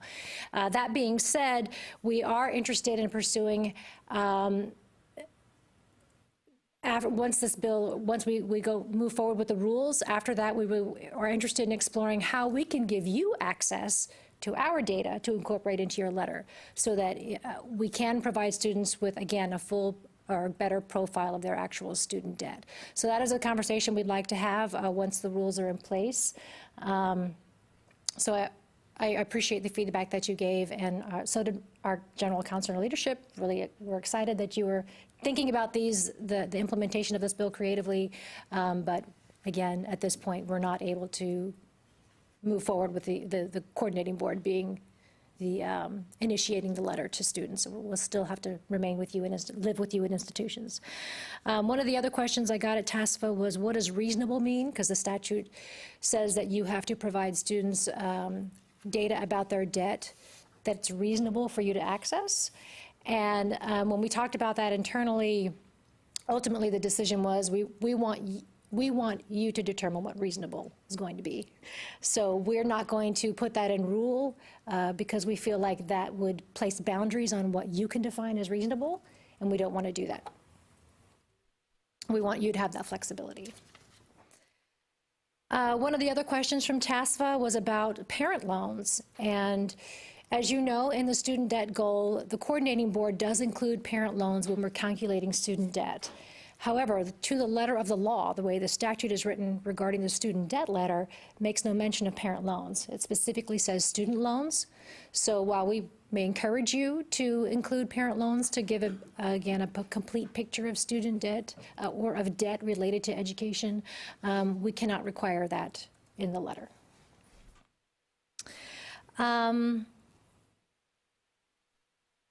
And we know there were concerns from you, from people at TASFA were expressing, what if we can provide this, but we can't provide that? Is that going to confuse students? And what we're worried about the communication piece. And just remember that the bill does not hold you liable for the information you're sharing with students.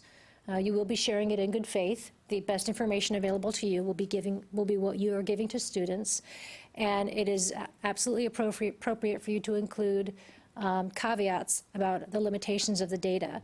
And we talked about how we can flesh out some of those caveats in rule so that you have some guidance on how you might communicate with students. We also plan on providing you with a voluntary template if it helps you with that communication piece as well. So I think those were the major questions I got from TASFA and that I talked about with my leadership. So I'm happy to field any more questions if you have them. I have a question. Yes. So it's an annual notification? It is. Okay. So if the student gets their first year, then they go their second year and they don't ask for aid. They don't even fill out an application. Are we still required to send them that annual state notification of what their debt would be?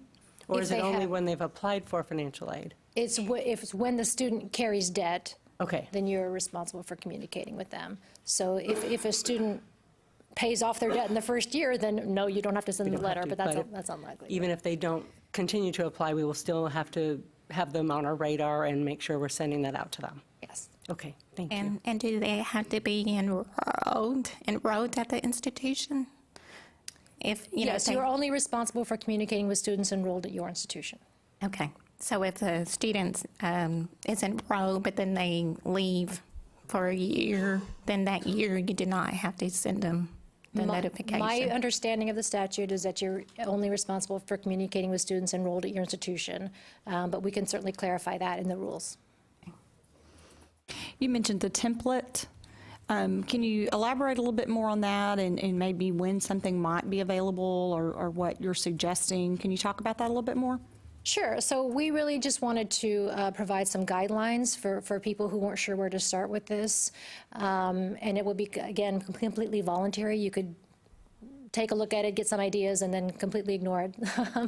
But we're hoping to release a template at the same time we get the rules approved. So the rules are going to go to our board in April. So we'll be moving quickly in the new year to generate those rules and start a draft of the template. Yeah. Okay, I was just asking because I think some schools may want to take advantage of that and kind of when they may have that in far as their planning going forward to be ready to meet the timelines. Okay. And can you go ahead and repeat the timeline again? So the statute goes into effect next fall, I believe. I don't have it in front of me, but we are planning that in the rules to recommend that you send the letter every spring. So then So that while- would be spring 2019? Yes. But the rules go to our board in April, and again, we hope to have a draft of the template by that point as well. And correct me if I'm wrong, but I don't think there's anything in the rules that said it has to be a paper letter. Schools will have the option to provide electronic means. Actually, it is in statute that it must be electronic. Okay, that's what I thought. So just make sure that, okay, thank you. You have the option of sending a paper in addition to electronic, right? So is it true that the coordinating board does not plan to send state loan information to the schools? We would just have to use what we have if we consider that reasonable? Yes, that is correct. We do not have plans to share those data with you at this point. But again, we would like to figure out how to do that. Right now, we don't have the mechanisms in place to do that. So I guess my concern is, you know, a student came 3 or 4 years ago, we paid them a student loan. Now they came back to take additional classes, but they've paid that off. We know the federal aid, whether it's paid or not, you know, within a pretty reasonable time frame, but not state aid, so. right, and so until we are, or if we are, until we are able to share that data with you, if we are able to share that data with you, you are released from that as an obligation because you don't have the information. Okay. It's not reasonable for us to expect you to estimate dollars that you have no idea what students have done in their relationship with the state as a lender. Thank you.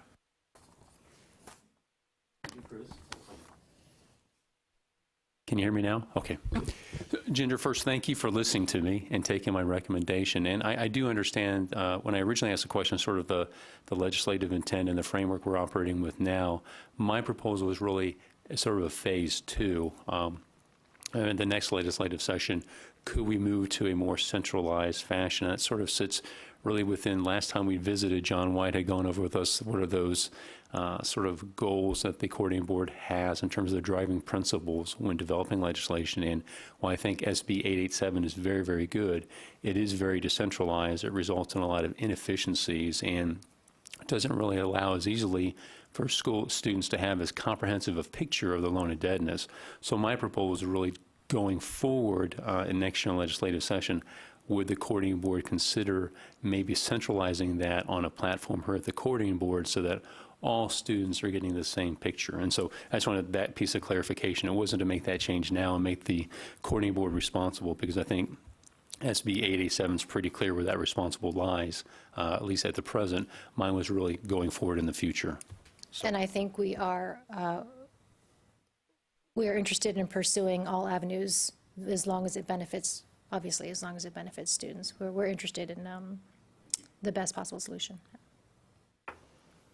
When are the draft rules going to be published? So if they're approved at the April meeting, that means they'll need to go into the Texas Register for comment, I believe 30 days prior to that.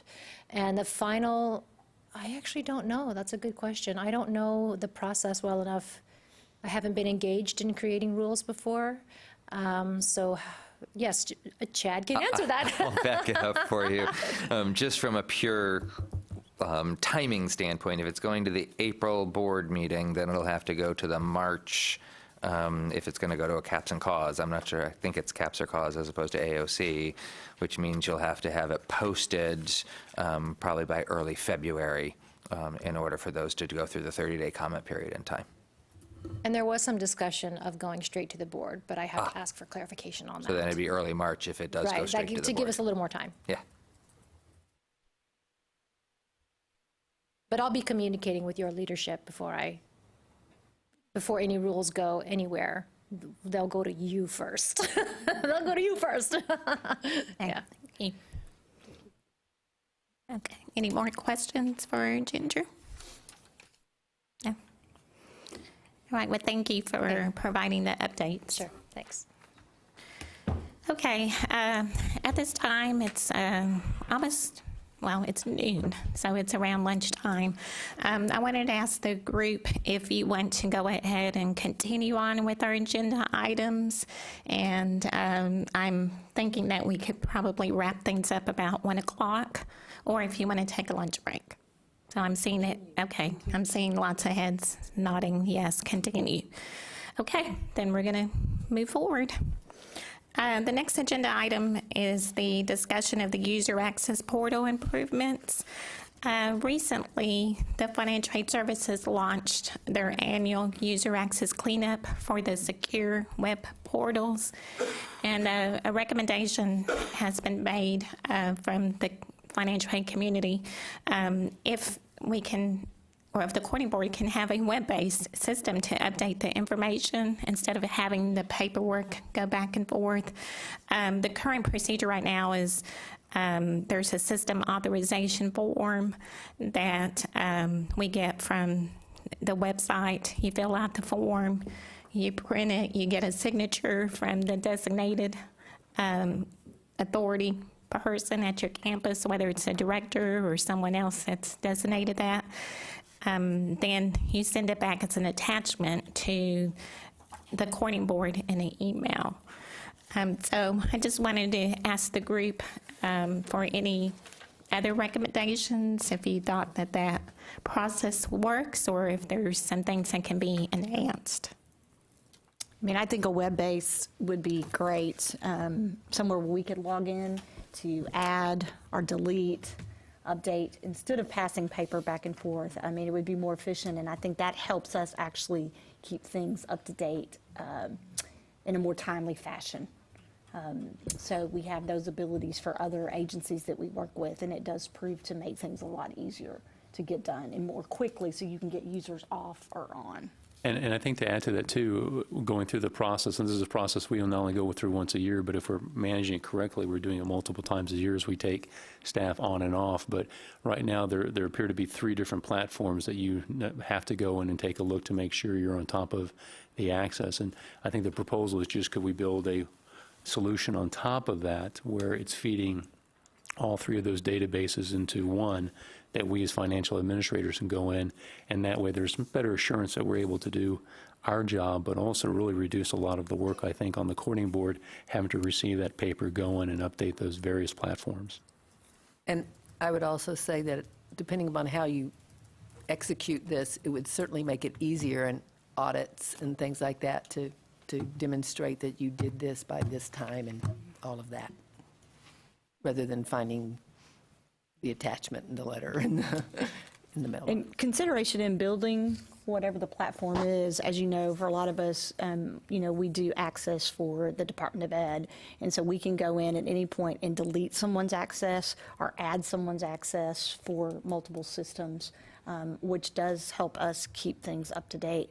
And the other thing is, you could ask us to review that more than once a year if you'd like.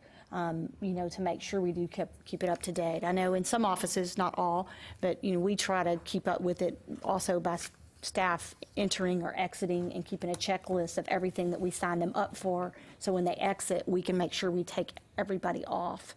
And I think when we have to do paper, sometimes it does slow down the process. But I think it's a good idea to have electronic means.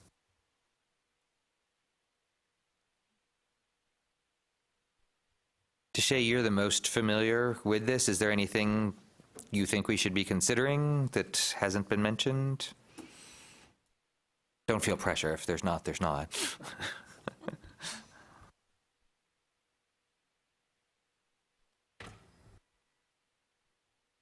No, I think some of the ideas that did come about were some things that my team and I have talked about as recently as yesterday to determine what was the best way, even for our staffing, to ensure that we are capturing all contact information in all of our systems. There are multiple systems that a lot of your staff uses, and if there are some changes at your institutions, it's ensuring that we have documented all those changes very well. We did have cases where information was sent over but wasn't documented in every system. So I think looking at the idea of some type of web-based portal, very similar to what you all already use with the Department of Education, we can look into those things. And again, we've had conversation as of yesterday how to improve that particular process because it is very manual on our end as well. And what could we do to make it user-friendly and useful across the board for everybody? So I'm glad to hear you guys are in conversations about that, and we welcome any other ideas as well. We're definitely trying to look at moving towards an annual, not just an annual review, but a quarterly review. Our auditors are really hounding us to make sure that we can get into a more of a quarterly review of this user access. Security is a big deal for all of us, and so we want to make sure that we are providing the security to all those who are supposed to be at your institution. So with a web-based portal, I could see that being a lot easier for us to let our internal auditors know that we are making certain that you all are looking at that on a quarterly basis. So we'll take that back to the team and see what we can do. A lot of it's going to be resources that we hear at the coordinating board and our particular information staff and what they can do. And so we'll see what we can come up with based upon that. So thank you. Okay, thank you. Okay. Any other questions on that item? No? Okay. All right, so let's move on to Data Collection Subcommittee. Doris? Oh. Because you want to add something, but the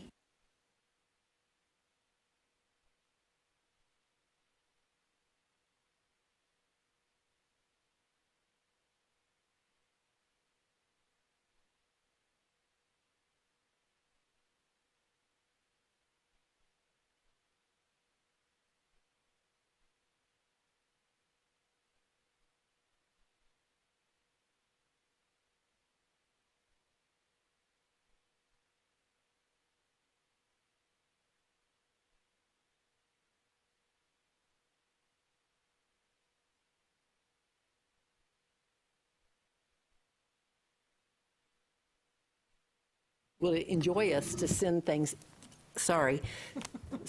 you would enjoy us to send things even if it's not finished, because this is just identifying things that need to be addressed. Is that fair to say? Yes, just to go along with what Doris mentioned, we're very excited that we opened up the 2018 FAD reporting portal on December 1st, and so it went live at that particular point. We've had at least a few institutions who've already submitted a file to us for 2018 information, and it has allowed us to look at how we've initially programmed some errors, some edit comments, and what those comments come back as. With with anything, this has been the first time we've ever done something that was very comprehensive like this. And so you have to bear with us and have patience with us as we will with you. So we are finding that some of the things that we have initially programmed, we'll have to go back and make sure that we are changing up some of those edits and that it's not producing an error that in fact wouldn't be an error any other way. So the more we get institutions to start submitting their 2018 data, the better we can make sure that we have initially programmed correctly for this type of overhaul. And the next bullet item on here was about these additional webinars to communicate with the community about this significant change in the database report. And I still kind of wake up at night thinking, I bet you there's schools out there that haven't looked at it yet. And they're going to be surprised. So didn't we get things in our mailbox yesterday about these additional webinars? Yes, so timely too.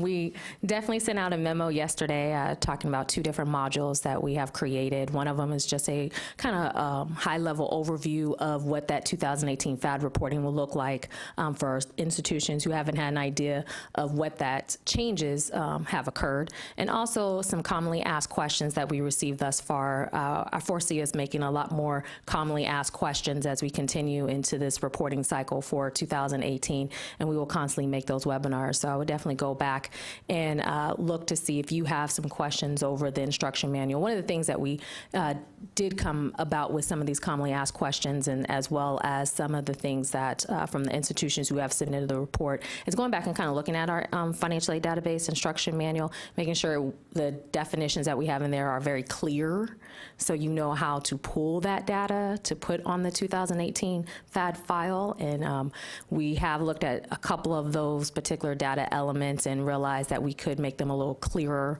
And so we will send out notification of that particular manual being updated as far as what was revised, what did it say before, and any additional guidance that we can offer on how to pull that data. We will be trying to meet as a team sometime next week to kind of go through it thoroughly again. We'll also get to our subcommittee to make sure that if they have some other additional elements they want us to look at to make clear in our definitions, that we get as much feedback as possible. I welcome all feedback. So you go back and ask your staff, those who program, who are in the midst of programming this for your institution, that they've looked at the manual as it currently looks like, and if they have questions, to bring those to the forefront so we can make sure that we are going to address them, and that we do have clear definitions in those manuals. I do know that 113 elements is quite a lot to understand, so please feel free to let us know. I'll give you an example. I mean, I and one of my staff members were on the committee. We certainly went through all the definitions, and now that we're in the midst of doing it, we're going, ooh, and one was Texas Work Study. What do we submit in the initial report, right, as opposed to the July and August? Do they want earnings to date? Or do they want to see that we've committed all the funds? I mean, some of those, so these kinds of things need to be, I know each individual, when we get into it, you're probably going to be asking yourselves, what is it that they want on this report versus that report? So these are the kinds of things that we'll be learning or right, calling you. Yes, I agree. I was at a negotiated rulemaking committee on Tuesday, and it talked a lot about the different institutional reports that are out there for you institutions that have to submit to the coordinating board. And one of the comments that was made is, if you want something, and this was a person at an institution, then tell us exactly what it is you want. Be very clear in your definitions. And so, like many of us, we worked on this manual, 8 months ago, and it was released back in June. So you anticipated there was no changes needed until you actually start getting into pulling the data and then trying to understand now what exactly is it that the coordinating board said they wanted in this element, and you have questions that arise, and then we also as a team have to go back and make sure, how did we write that, and we know what we want, but did we write it clear enough for you to understand in order to pull that data? So that's why we'll be looking back at that instruction manual. So again, I definitely welcome those comments. Look at the instruction manual. Don't let today be your first time looking at it, and if it is, great, but by Monday, definitely let let me know what it is that you see. I have a whole weekend of good reading on those 113 data elements. So and we want to make it clear. Some of you all are not, actually programming it in. So your programmers are, trying to understand it themselves. So, make sure that they have been aware of it as well.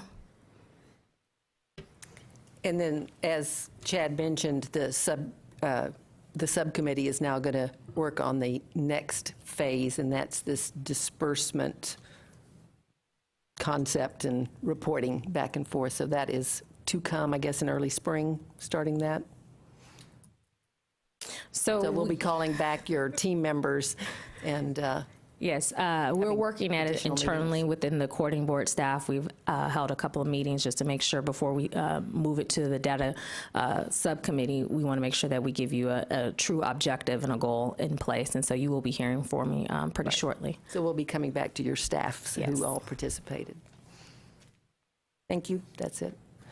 I just want to take a moment to commend the work of the data collection subcommittee and for the staff here at the coordinating board, because this was a pretty monumental change. And I'm actually very excited to see what the third submission looks like for everyone, because my guess is that by the time you go to do your third submission, it's going to be the simplest thing in the world, because you're going to have already figured everything out. And rather than the fads being this thing that has to be done, it's just going to be like, oh, I'm just updating it and moving it on. So I think your fall, next fall is going to be much easier. And by introducing it now, DeShay has the opportunity to really work with you all, and like she said, of already finding things that can be made better in ways that won't have huge negative impacts. She can identify them. So please take her up on the offer for the suggestions, because I know that they are, she and I don't work in financial aid offices anymore. We're not sitting there on Power Fades or Banner or whatever, and there's stuff that makes complete sense to us. And then when you go to do it, those of you who raise it and say, hey, this is a problem, those are things we can land on. The unfortunate thing is when, like, a year later, we're at a TASFA conference and someone says, how come you didn't do this last year? And it's like the first time we'd ever heard that it was a problem. So we really, really do want your feedback, and I know that they will jump right on it. I've been very impressed with the team on how they've done this. Yes, and I second that. So thank you so much for the subcommittee, DeShay and Doris, your leadership. As a reminder to institutions, there was an email that went out, I think it was December 1st, with the dates of the reporting cycle and what the dates are to submit and the deadlines. So be sure and review those because it is time to start working on this if you haven't already started. Thanks again for the group.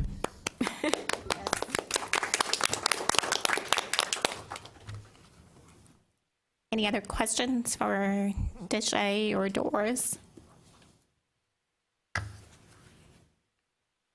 No? Okay. All right, our next item is another subcommittee. And Delisa is the chair of the committee, and it's an update about legislative recommendations.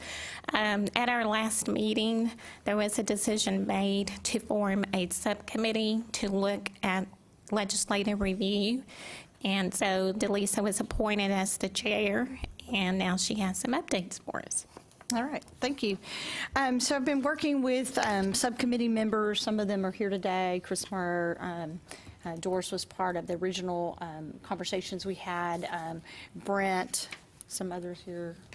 I don't think so. What we're doing right now is coming up with recommendations that we'd like to put forward. So just a reminder, those that are here present, we will have a short meeting after this meeting today, so don't run off. And Chad has also been listening in and being part of the group. So I'll just go kind of quickly for time purposes at this point as well on some things that we are looking at putting forward as far as recommendations. I'll be working working with Chad on how we approach this stuff as we move forward. Fully funding the Texas Grant Program, timing of appropriations due to early FAFSA early awards timing, it may necessitate, I can't say that word today, knowing allocations are earlier than we've known in the past, so maybe we want to craft some language around that and how we move forward as we continue with possible early awards. We've also talked a couple of times about a couple of different things as far as aligning, we've talked about it here, but aligning the Texas Grant Program and the TEOG program regards to satisfactory academic progress with the federal satisfactory academic policies that we have in our shops for those requirements for students. We also have talked about eliminating and propose eliminating the separate confirmation of conviction for offenses involving controlled substances for the Texas Grant Program and rely on the related question on the FAFSA that we have.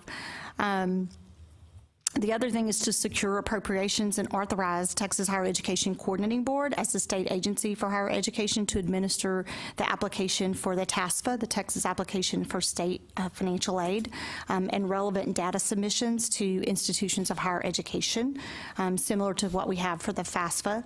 And then a secure appropriations and authorization, we talked about this earlier, for Texas Higher Education Coordinating Board to centralize the functions required under SB 887, which is the student debt letter.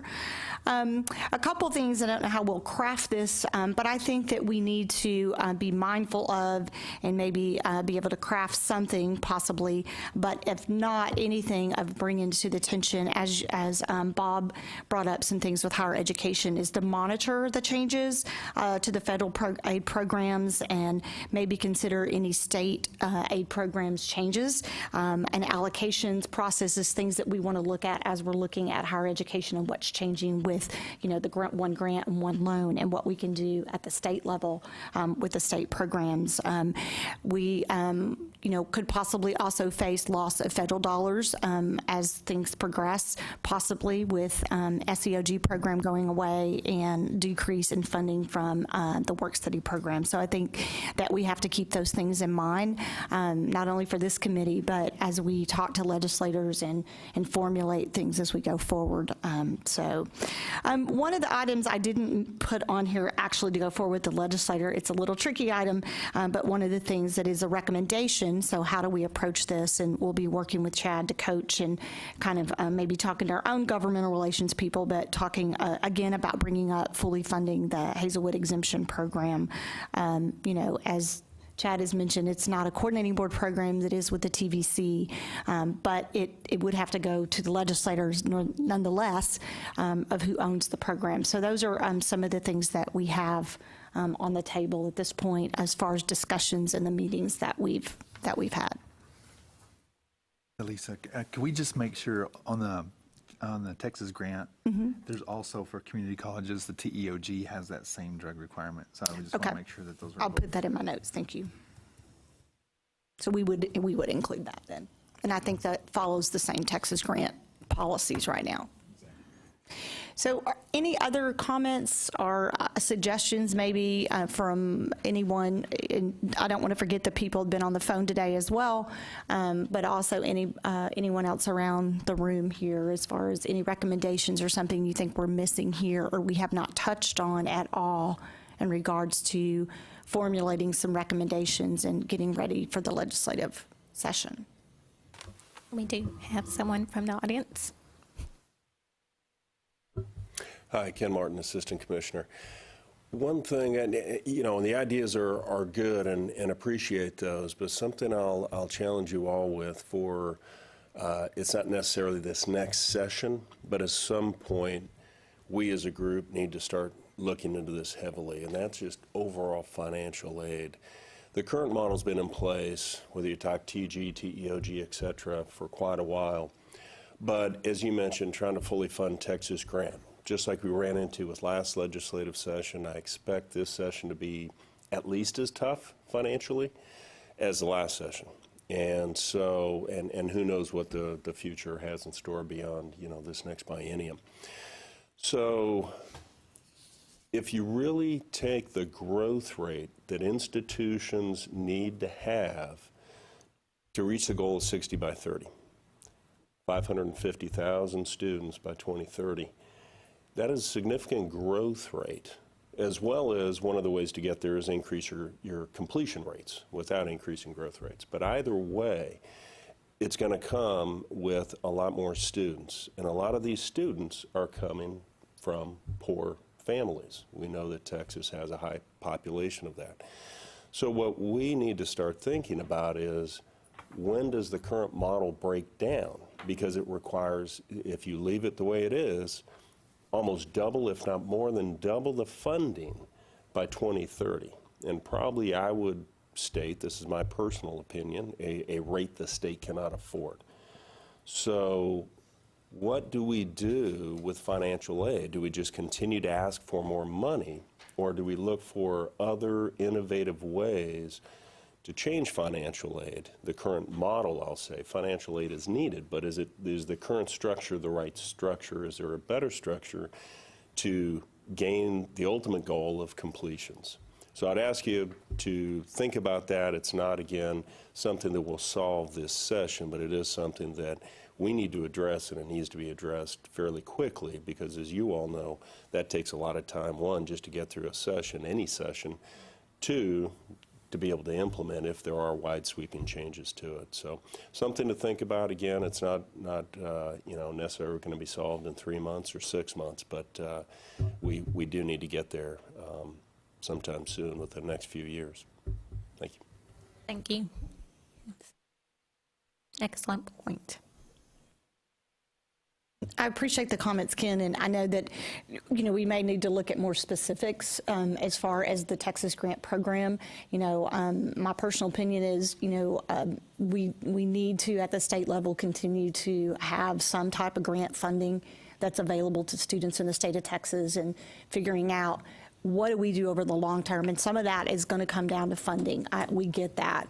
And what does that look like? And how do we sustain some funding at all? And to what levels? And how does the state prepare when we're wanting more students in college and more completion rates, but how do we help these students, and especially those students who really need the funding? So. And reduce loan debt.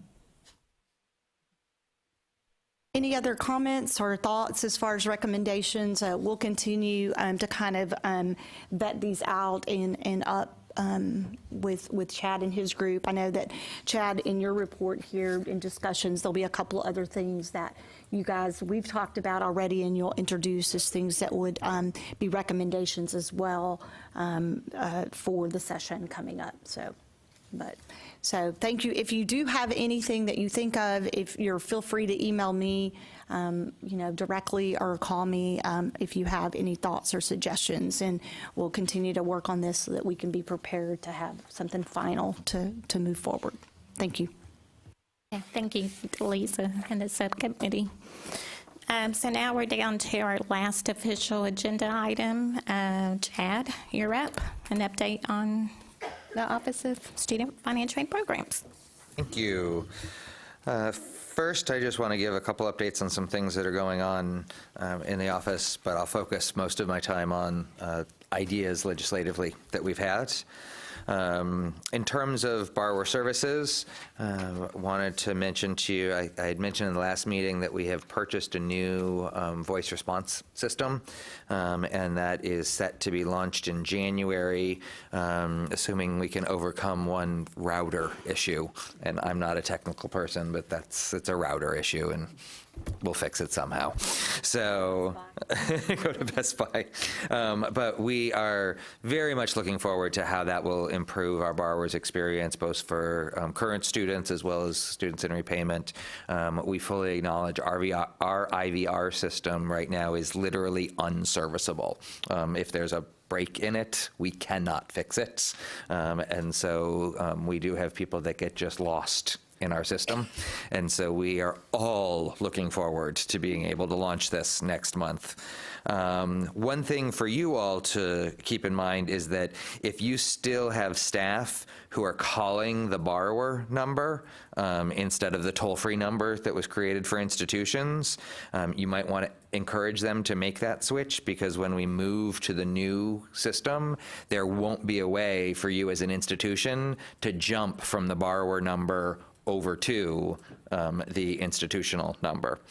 So just be aware of that. So, and just as a reminder, that number is 844-792-2640.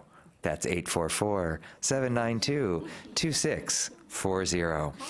So operators are standing by. But wait. In financial aid services, the big news is FADS. The new FADS process has been launched. It's going to allow us to eliminate end-of-year reports, TEG needs survey. I believe we're going to be able to get rid of progress reports, and we're investigating, really other reports that we might be able to eliminate to ease burden on institutions. For public institutions, we have a state-based, state-funded campus-based programs report that we realized we're going to be able to shorten significantly.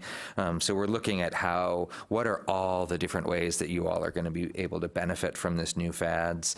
And our trainers have been very active, going to TASFA and TACRO and individual campuses, and really trying to get out there wherever we can find a place to be able to provide this support. If you have ideas on places we have not gone, other conferences we should be going to, if you've got other parts of your institution that are involved in the FADS process that you really think, oh, you should go talk to that group as well, let us know. You can email me directly and let me know. You can, on our website, on the SFAP website, there's a request for training that you can actually submit, or request for presentations. But just let us know where we should be, because we want to get out there and talk to as many people as we can about this. So, and if your particular institution is having any challenges, we will figure out how to do either a visit to your campus or a coordinated conference call with whomever you need to help you with this. So, having said that, I'm going to kick into the legislative ideas, again emphasizing that these are just ideas at this point. We wanted to get this discussion started well in advance of any proposals being made on these concepts. But I will go through the different ideas that we've had so that you're aware of what we're thinking. The first one is updating the Cal statute. It's really a cleanup bill. It's a bill that almost made it through the last legislative session, but unfortunately died in the midst of a mean day when they basically killed an entire calendar of stuff. So it had nothing to do with our bill. It was just on a bad calendar. And it corrects some statutory language that we have regarding where the money actually comes from in the Cal program, removes some outdated language, eliminates sections that have never been implemented. They were put in 10, 20 years ago, but nothing was ever done with them. And also brings some clarity to the section regarding total loan eligibility. There's been some different interpretations of what the legislation actually means in terms of how much a student can borrow through the program, and so we want to make sure that that's clear in that. So again, it's a bill that's already gone through and really didn't receive much by way of concern last time around. We're hoping that that means that there wasn't much concern, and not that there's going to be sudden concern this time around. Another thing that we need to look at is updating the government code to help ensure that there's enough bond authority to meet Cal demand. Now, there's different pieces going on the federal level as to whether private activity bonds will even still exist and things like that. But this is assuming the current structure. What's in statute really supports a program of a size that we were 10 years ago. not a program of the size that we are today.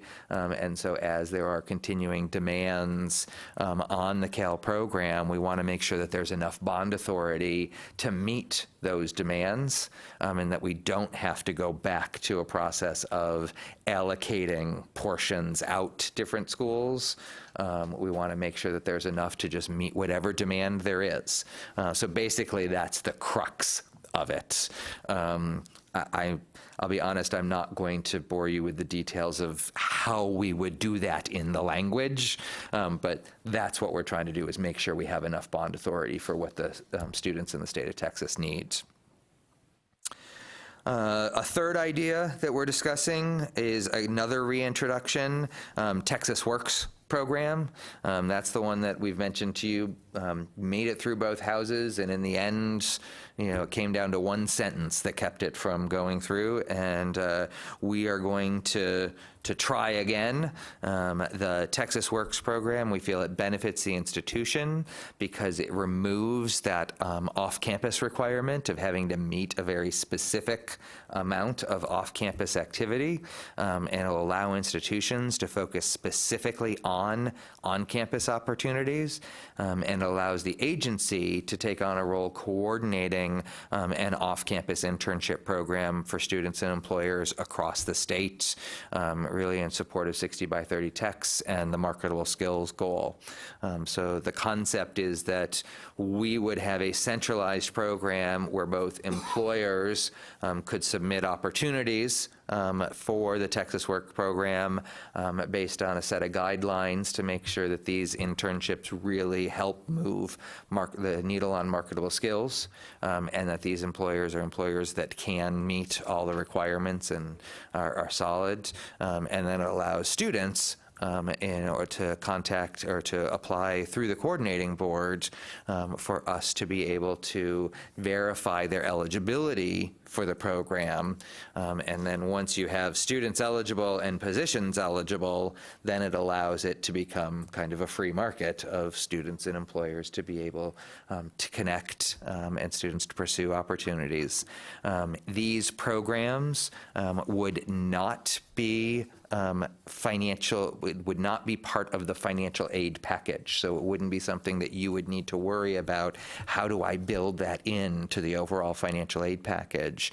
It would be coordinated through the agency and would just be considered earnings from that standpoint. So that is another one that we are definitely going to continue to pursue. When, I may have told the story already, but when the first time that it was presented at the Senate hearing, and they get to a point where people can record whether they're on the record or on for the bill or against the bill. I'm only on a bill ever because I'm only allowed to talk about things. I can't have an opinion. But when they got to that point, they just read card after card after card of organizations that around the state that were registering for the bill. And I leaned over to the commissioner, who I never sit next to, but for some reason was next to, and I said, "Does this usually happen?" And he looked at me and said, "Sometimes you just have a good idea." And so we think that there's a lot of support on this one out there. So we're hoping to be successful. Chad, can I ask a question?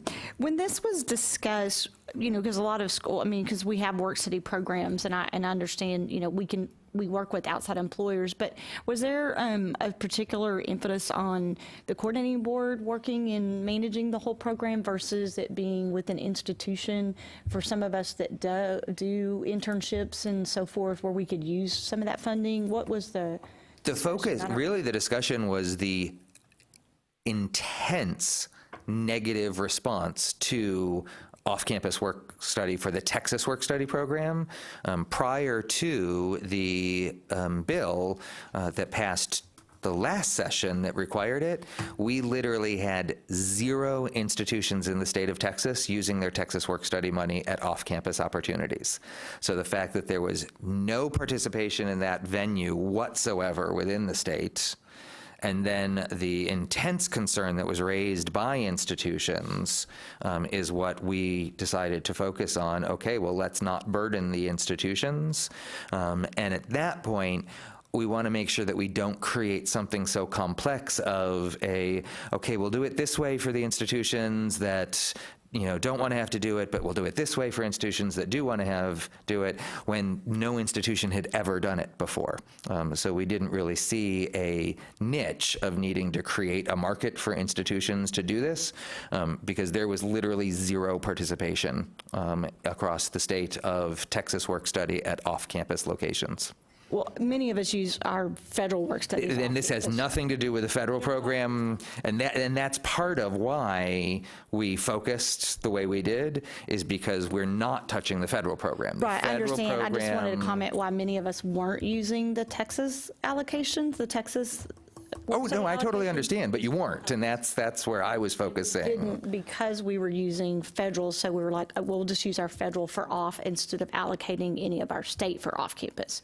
But that was the reason, I think, were a lot of schools. I was just making sure I understood kind of what the decision was. I know we talked about it, it's been about a year ago almost, maybe. So I was just trying to go back and remember kind of what the discussion was. But if you didn't see schools using the Texas portions, because most of us do use part of our federal for off-campus. And that's where right, and I phrased it wrong. Let me try to rephrase it. I wasn't meaning you weren't doing it as an accusatory standpoint.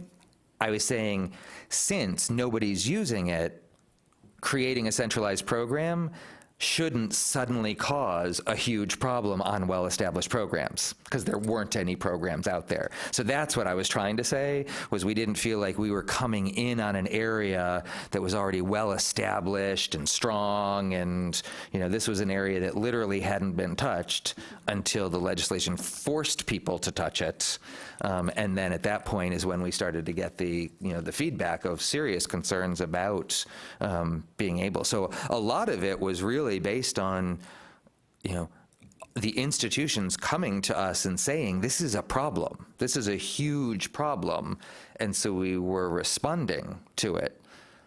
Chad, I'm not challenging, I'm kind of asking, because I'm in a little bit of a state of, because I swear for years, maybe I'm under the incorrect assumption that my institution absolutely had some of our students in Texas Work Study work off campus, maybe not, last year, but do we have to report that? How do you gather that? In the Texas Work Study progress report, everybody reports to us whether they are on or off campus.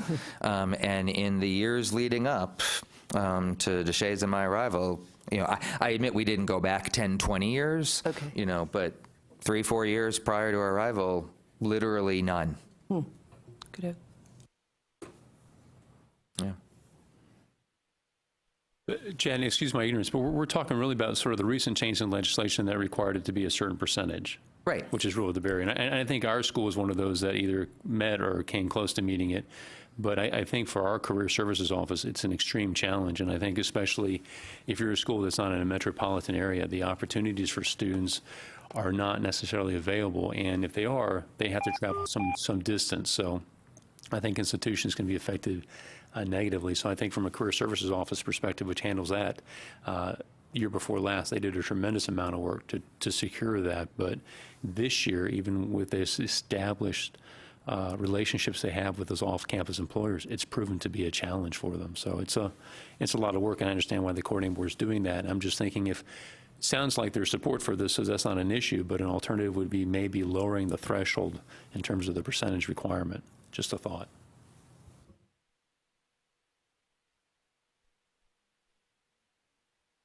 No, that's a statute. Yeah, the percentage that's currently in existence is a statute. And I agree. I think that was part of the challenge, was the percentage, the threshold. So, but addressing, because I just wanted to make sure back and clarified kind of what was approved as. And actually, I'll just say it is a challenge, a big challenge. We do have an off-campus program through our federal, and switching it all over to state and making sure it meets the threshold with the dollars that we have, the largeness of our program, just getting people signed up and then getting those, plus the summer, there's not a summer allocation as well. So any relief that we can be given, at least temporarily, to get these programs even up and running though you're talking about changing it, which would be wonderful. We're going to do all this work for a couple of years, and it may go away. But yes, it is a challenge for our school as well. And that, going to Delisa's question, kind of tacking off what you were saying of kind of why we were thinking about this, was there's so many other things that you already have to worry about. You have to worry about, with the federal work-study program, you have to have at least one tutor, and you have to have at least 7% community service, and there's all these other pieces. Was it really in the student's best interest to toss more requirements on you, or could we meet the student's interest by approaching it from this direction of still providing that opportunity, but providing it through a way that doesn't add even more burden onto the institutions themselves? And again, I think it's a great idea. Has the coordinating board thought, if that is enacted, how to make sure those opportunities are well distributed across the state? Or is that a fairly easy challenge to address? One of the things that we're looking at is not just how they're distributed, but how the positions work. So in the sense of, what opportunities are there positions for someone in a rural area to be doing something online, and be able to work with an organization from, somewhere else, so that it's not that you have to drive to the location, at any given moment. But what are all the different opportunities that might be available? So I think we're thinking broadly from that perspective. The thing that we are most interested in is trying to make sure that there are opportunities that really provide students the ability to gain marketable skills. And so that's going to be one of the requirements that, even in order to post these positions within the rule process, is really defining for the employers, they're going to have to demonstrate how these positions really are going to deliver marketable skills to these students, as opposed to it just being, it's a good job, of course you're going to get stuff. But that's really what's driving the agency's greatest interest in this opportunity. We want to acknowledge the challenges within the program, but I think even beyond that, it's really just getting out there and being able to provide these marketable skills opportunities within a program, that already exists, structure. And one of the things we'll be working on, too, is trying to partner with the Texas Internship Challenge that has already started the process of getting internship opportunities publicized out to students. So, so there's already a mechanism for that. So as opposed to just trying to build our own brand new idea, trying to build upon this idea that already exists, and then grow that even further to really strengthen the marketable skills aspect of that, as well as to try to connect needy students with these opportunities. No, I was just follow up saying that was a great answer to my question. Thank you.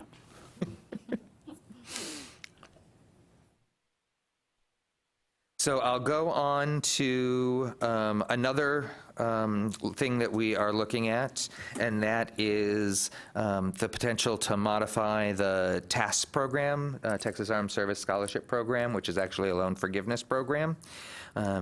Everything we have demonstrates that loan repayment programs incur less administrative expense and operate more efficiently than loan forgiveness programs. We have guidance going all the way back to our 2002 sunset legislation that encourage us to pursue loan repayment programs instead of loan forgiveness programs. With loan forgiveness, we're servicing the loan until it is paid off if it isn't forgiven, whereas with loan repayment programs, we can take advantage of the loan programs that already exist and simply provide repayment on those programs. So kind of a one-time transaction as opposed to a servicing transaction. So the idea is to propose a reworking of the Texas Armed Services Scholarship Program as a loan repayment rather than a loan forgiveness program. Yeah. So, which is most of my students. So I said, I'm very sad. 70% of all of the TASP very sad. goes to Texas A&M. But they will still get the benefit. They will still absolutely have the benefit. And then the final legislative idea, one more legislative idea, and then I'm going to talk about some negotiated rulemaking, more in the rules as opposed to the legislation. And that is to tackle the idea that's going on with federal aid and looking at how to align state programs with federal programs. And that's the idea of limiting state aid to required coursework. And so, the federal government has the limit of limiting federal financial aid to coursework that counts towards the degree, and looking to try to extend that to state programs in support of 60 by 30 techs. And so we'd kind of be providing an active link between student financial aid programs and degree plan expectations. And while it doesn't provide a complete roadblock to excess credit hours, it definitely implements actions that require institutions to help identify unnecessary coursework, to limit a student's access to state funding in situations where the students aren't pursuing alterations to their course schedules. Encouraging earlier filing of degree plans, more timely completion of the steps necessary to change majors, minors, and other academic credentials. I heard a term that I had never heard before when I was at the TASFA conference about closet majors, and bringing people out of the closet on their major. Hadn't heard it referred to that way ever in my life, so, but that's a term that I heard. And really what we're trying to do is acknowledge that this concept already exists at the federal level. So as opposed to expecting institutions to create new systems, utilize the systems that they are creating for the federal requirements and apply those expectations to the state requirements as well. And much of this was really fostered through the discussions I heard at the TASFA conference as to how beneficial implementation of these federal requirements has been in trying to get students to really pay attention to the coursework that they are taking and move them towards completion.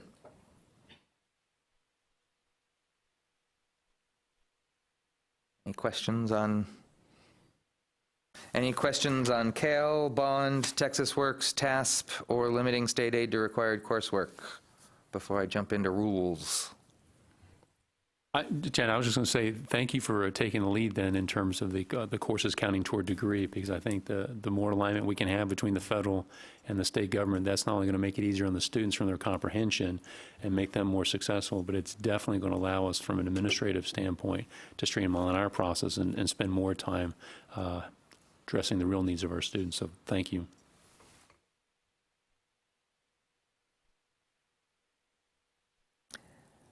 Okay, well, let me jump into the rule item that I wanted to give you all a heads up on.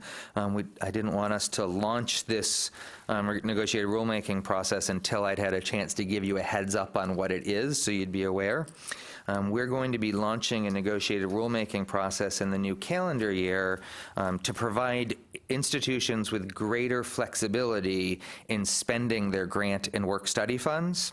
And to provide institutions a longer period of time to utilize the funds to best help their own student populations. And it also is going to serve as a preliminary step towards eventually being able to allow institutions to utilize funds during the summer so that they have the full academic year. What we're going to be doing is proposing the negotiated rulemaking will be around the idea of eliminating the reallocation process.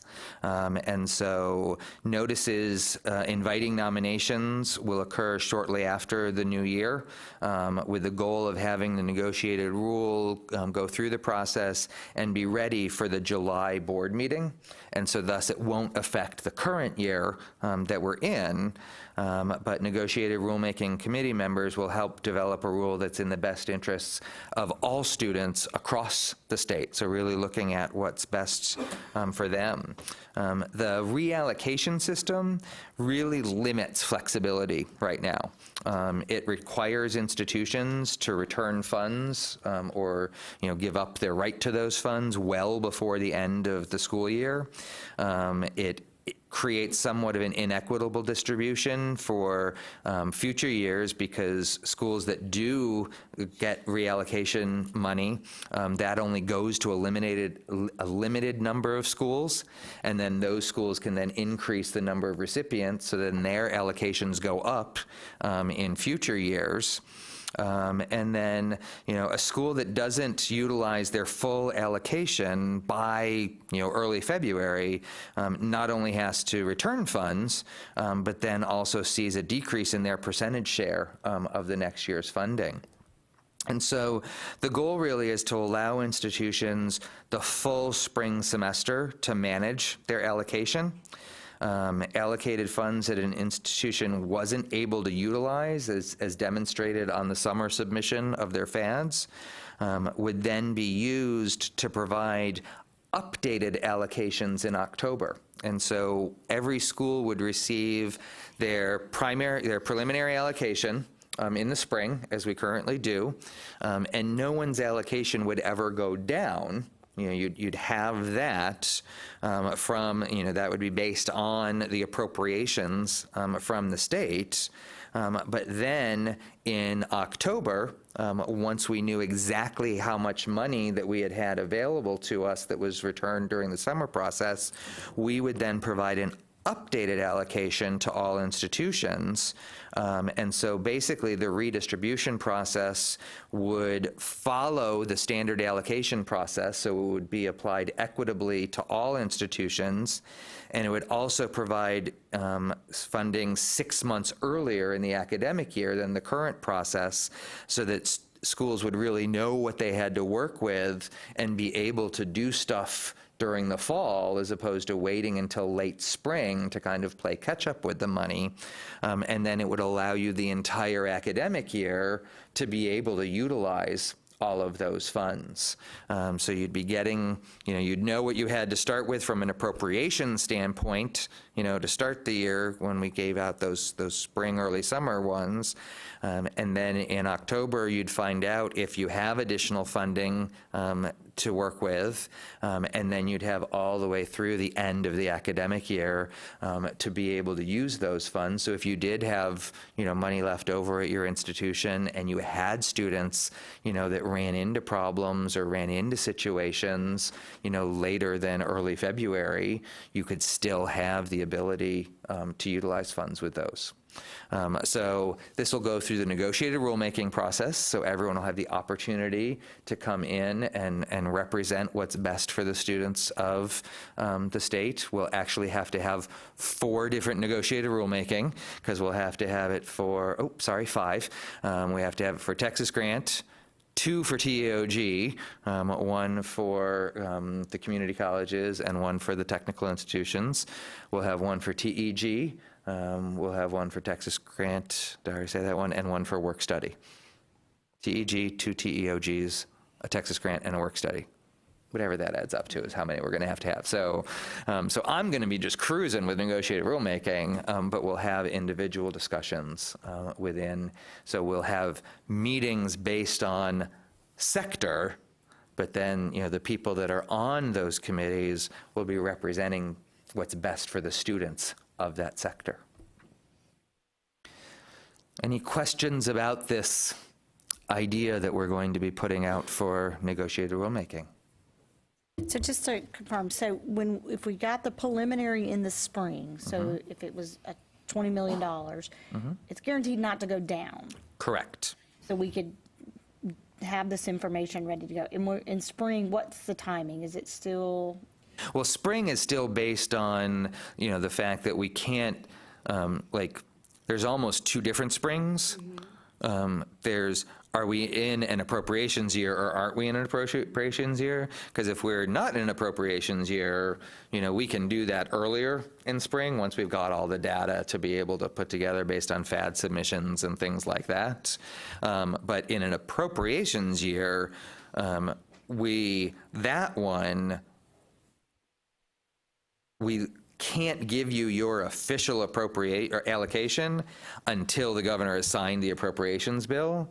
So that one, you could see a decrease if we give you a preliminary based on what's currently going through the legislature. And between that and when we do our official, if they cut it, then it's going to go down for that purpose, not because of the elimination of the reallocation, just literally the appropriations and the never-ending challenge that we have, that they don't sign an appropriations bill until mid-June. So that will stay the same. But the reallocation, the concept of eliminating the reallocation would never cause an institution's allocation to go down between the initial allocation and the finalized allocation. So. Okay. I think I would be curious to know from the committee, the elimination of reallocation, is that something that you see as being a benefit? Is that exciting or not? Or, how does it impact what you do, and is it going to impact our students? So, Chad, I think it's a very good idea, and I think it's very positive. But as you know, I'm never satisfied, so I'm going to ask one more question. Do you think we could ever move to a 2-year allocation? So once the appropriations are determined, that we move into a 2-year allocation model? I know that was a recommendation of a subcommittee, I think, on prior year FAFSA.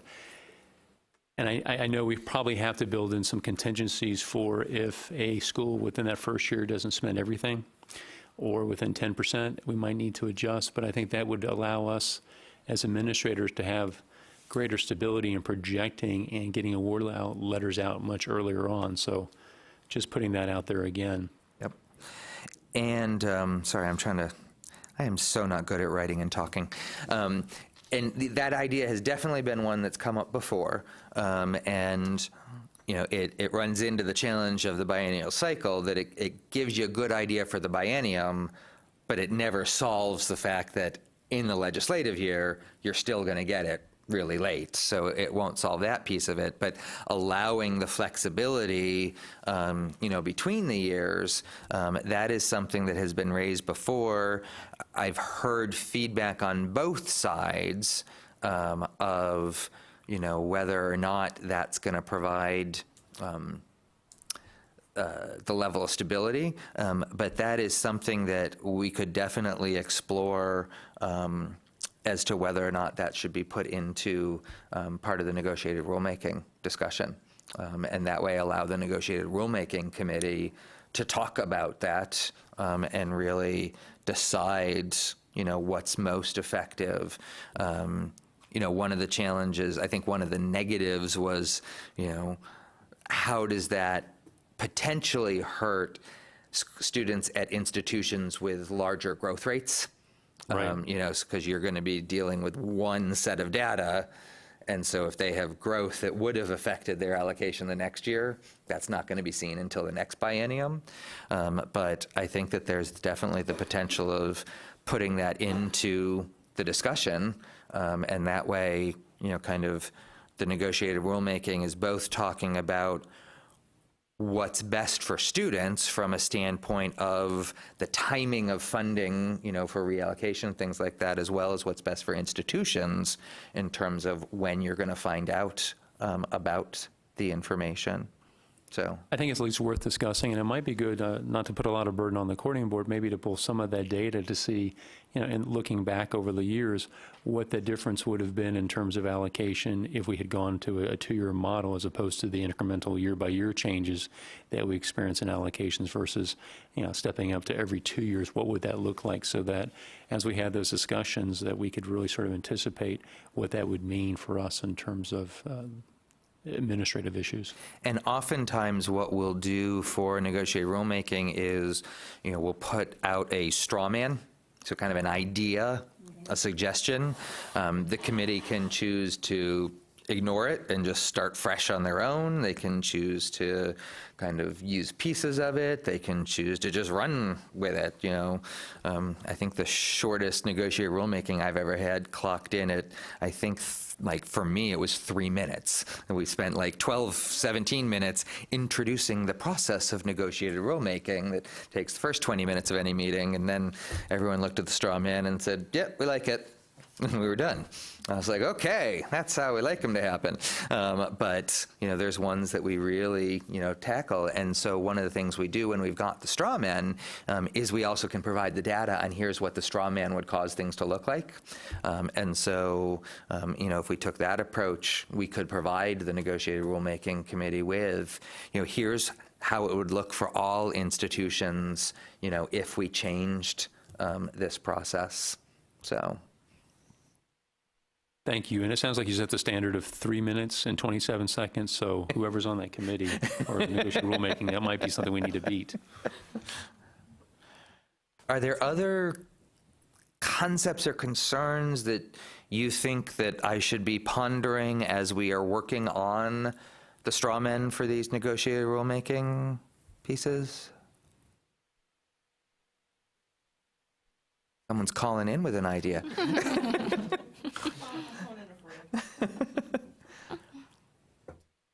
Okay. And the negotiated rulemaking is going to happen in the spring?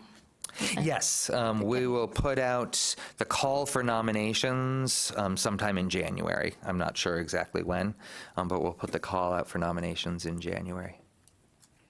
So that is everything that I have for my update. I mean, in the end, Alan. I mean, the idea is to try to get all of those aligned. I mean, the same way, right? So one group may fail and one group may succeed, and there would be differences. That would be the downfall, I guess. Yes, that would be a downfall, is if, I mean, one thing, you know, from the grant programs, no one participates in more than one of the grant programs. So if it ended up that, you know, TEOG ran with this and TEG didn't run with this, it doesn't affect institutions that much. It'd definitely be a bummer if, like, everybody agreed on grants and then people didn't agree on work study. That would be kind of a bummer. So because then we'd have to have the two separate. But because of the way they're structured, because of the appropriations, the rules, et cetera, it is individual rulemaking for each program. Okay, all right. Before you go to adjournment, I have a couple tiny little things. Okay. We're not done yet. Chad has a few more things. Sorry. So these aren't really my SFAP update. They are just general pieces. And let me find my piece of paper that I wrote on them. One was, in case you didn't notice, we just, I think it was in the past couple days, sent out a notification to everybody that we have not been getting a very large pool of student nominees for the Financial Aid Advisory Committee. So please, we've provided an extension on the nomination process. The nomination process does go through your chancellor or president. So, you know, please, if you can reach out to them, reach out to your colleagues. You know, if you know someone that knew someone that was going to nominate someone. In the past, we have never received any nominations for individuals from community colleges, and we now have as part of our rules that we will have both a community college and someone from the four-year HRI environment. So anything that you can do to really try to get some nominations in so that we have our two students for the coming year would be greatly appreciated. A second thing, and this is the ultimate of just tiny details, but just so that you're aware, starting in 2018, we are going to stop making our bad coffee each meeting that we then pour down the drain at the end of each meeting. We make bad coffee, nobody drinks it, we're going to stop doing it. So Up front, we have a little Flavia machine for $1.25. You can get one of those little K-cup kind of things and toss it in, and there's like 16 flavors to choose from, and you can actually have a good cup of coffee at the coordinating boards. We don't do coffee well. So just wanted you to know, in case you're someone new, you didn't realize it was even going to be there, but if you've been relying on that bad coffee, it's not going to be there anymore. So, shucks. And then finally, I just wanted to pause before we went into adjournment and just, I want to acknowledge we've got a third of our committee is new this session, for this meeting. And I just wanted to check in from a coordinating board standpoint of whether there's any, you've seen a meeting happen at this point. Are there any questions you have about how things go forward from here? Is there anything that we could have done better to prepare you for this first meeting so that we can keep that in mind? Because every year we bring in a third. But I just wanted to check while it's fresh in your mind. Was there anything we could have done to prepare you better for this? It's Christine. I think everything coming out ahead of time was very helpful. Great. You can thank Zelma for that idea. Sorry, someone else said something? Same for me. This is Dana. It was helpful to have the information ahead of time to review. Okay. We're going to keep trying to do that.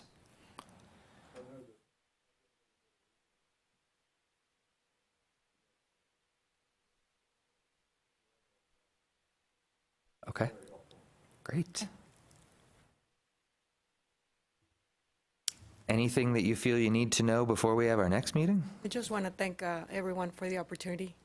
This was exciting to be part of this group, and again, I appreciate you sending the information beforehand, and I hope the next meeting, I'm sure it's going to be understood and read, and probably provide more feedback. You want feedback, so, don't be afraid to ask any questions. Chad will answer them all, or he'll find somebody in the crowd to answer them. He might give you the evil eye, but don't worry about it. But now, I do want to mention that, Chad and his group works very hard to prepare for the meetings, too. So I do again want to acknowledge you and appreciate, your time spent on this as well. So thank you. Yes, thank you. Okay. So before we adjourn the meeting, are there any other items for discussion? No? Okay, so the time is 1:10, and I want to thank again everyone for listening in and for coming to the meeting, and Jeannie, Christine, Dana, Matt, thank you for calling in. Do we have a motion to adjourn the meeting? I'll make a motion to adjourn. Lee, second. I second. Doris, all in favor? Aye. Okay, thank you. May you have a nice weekend.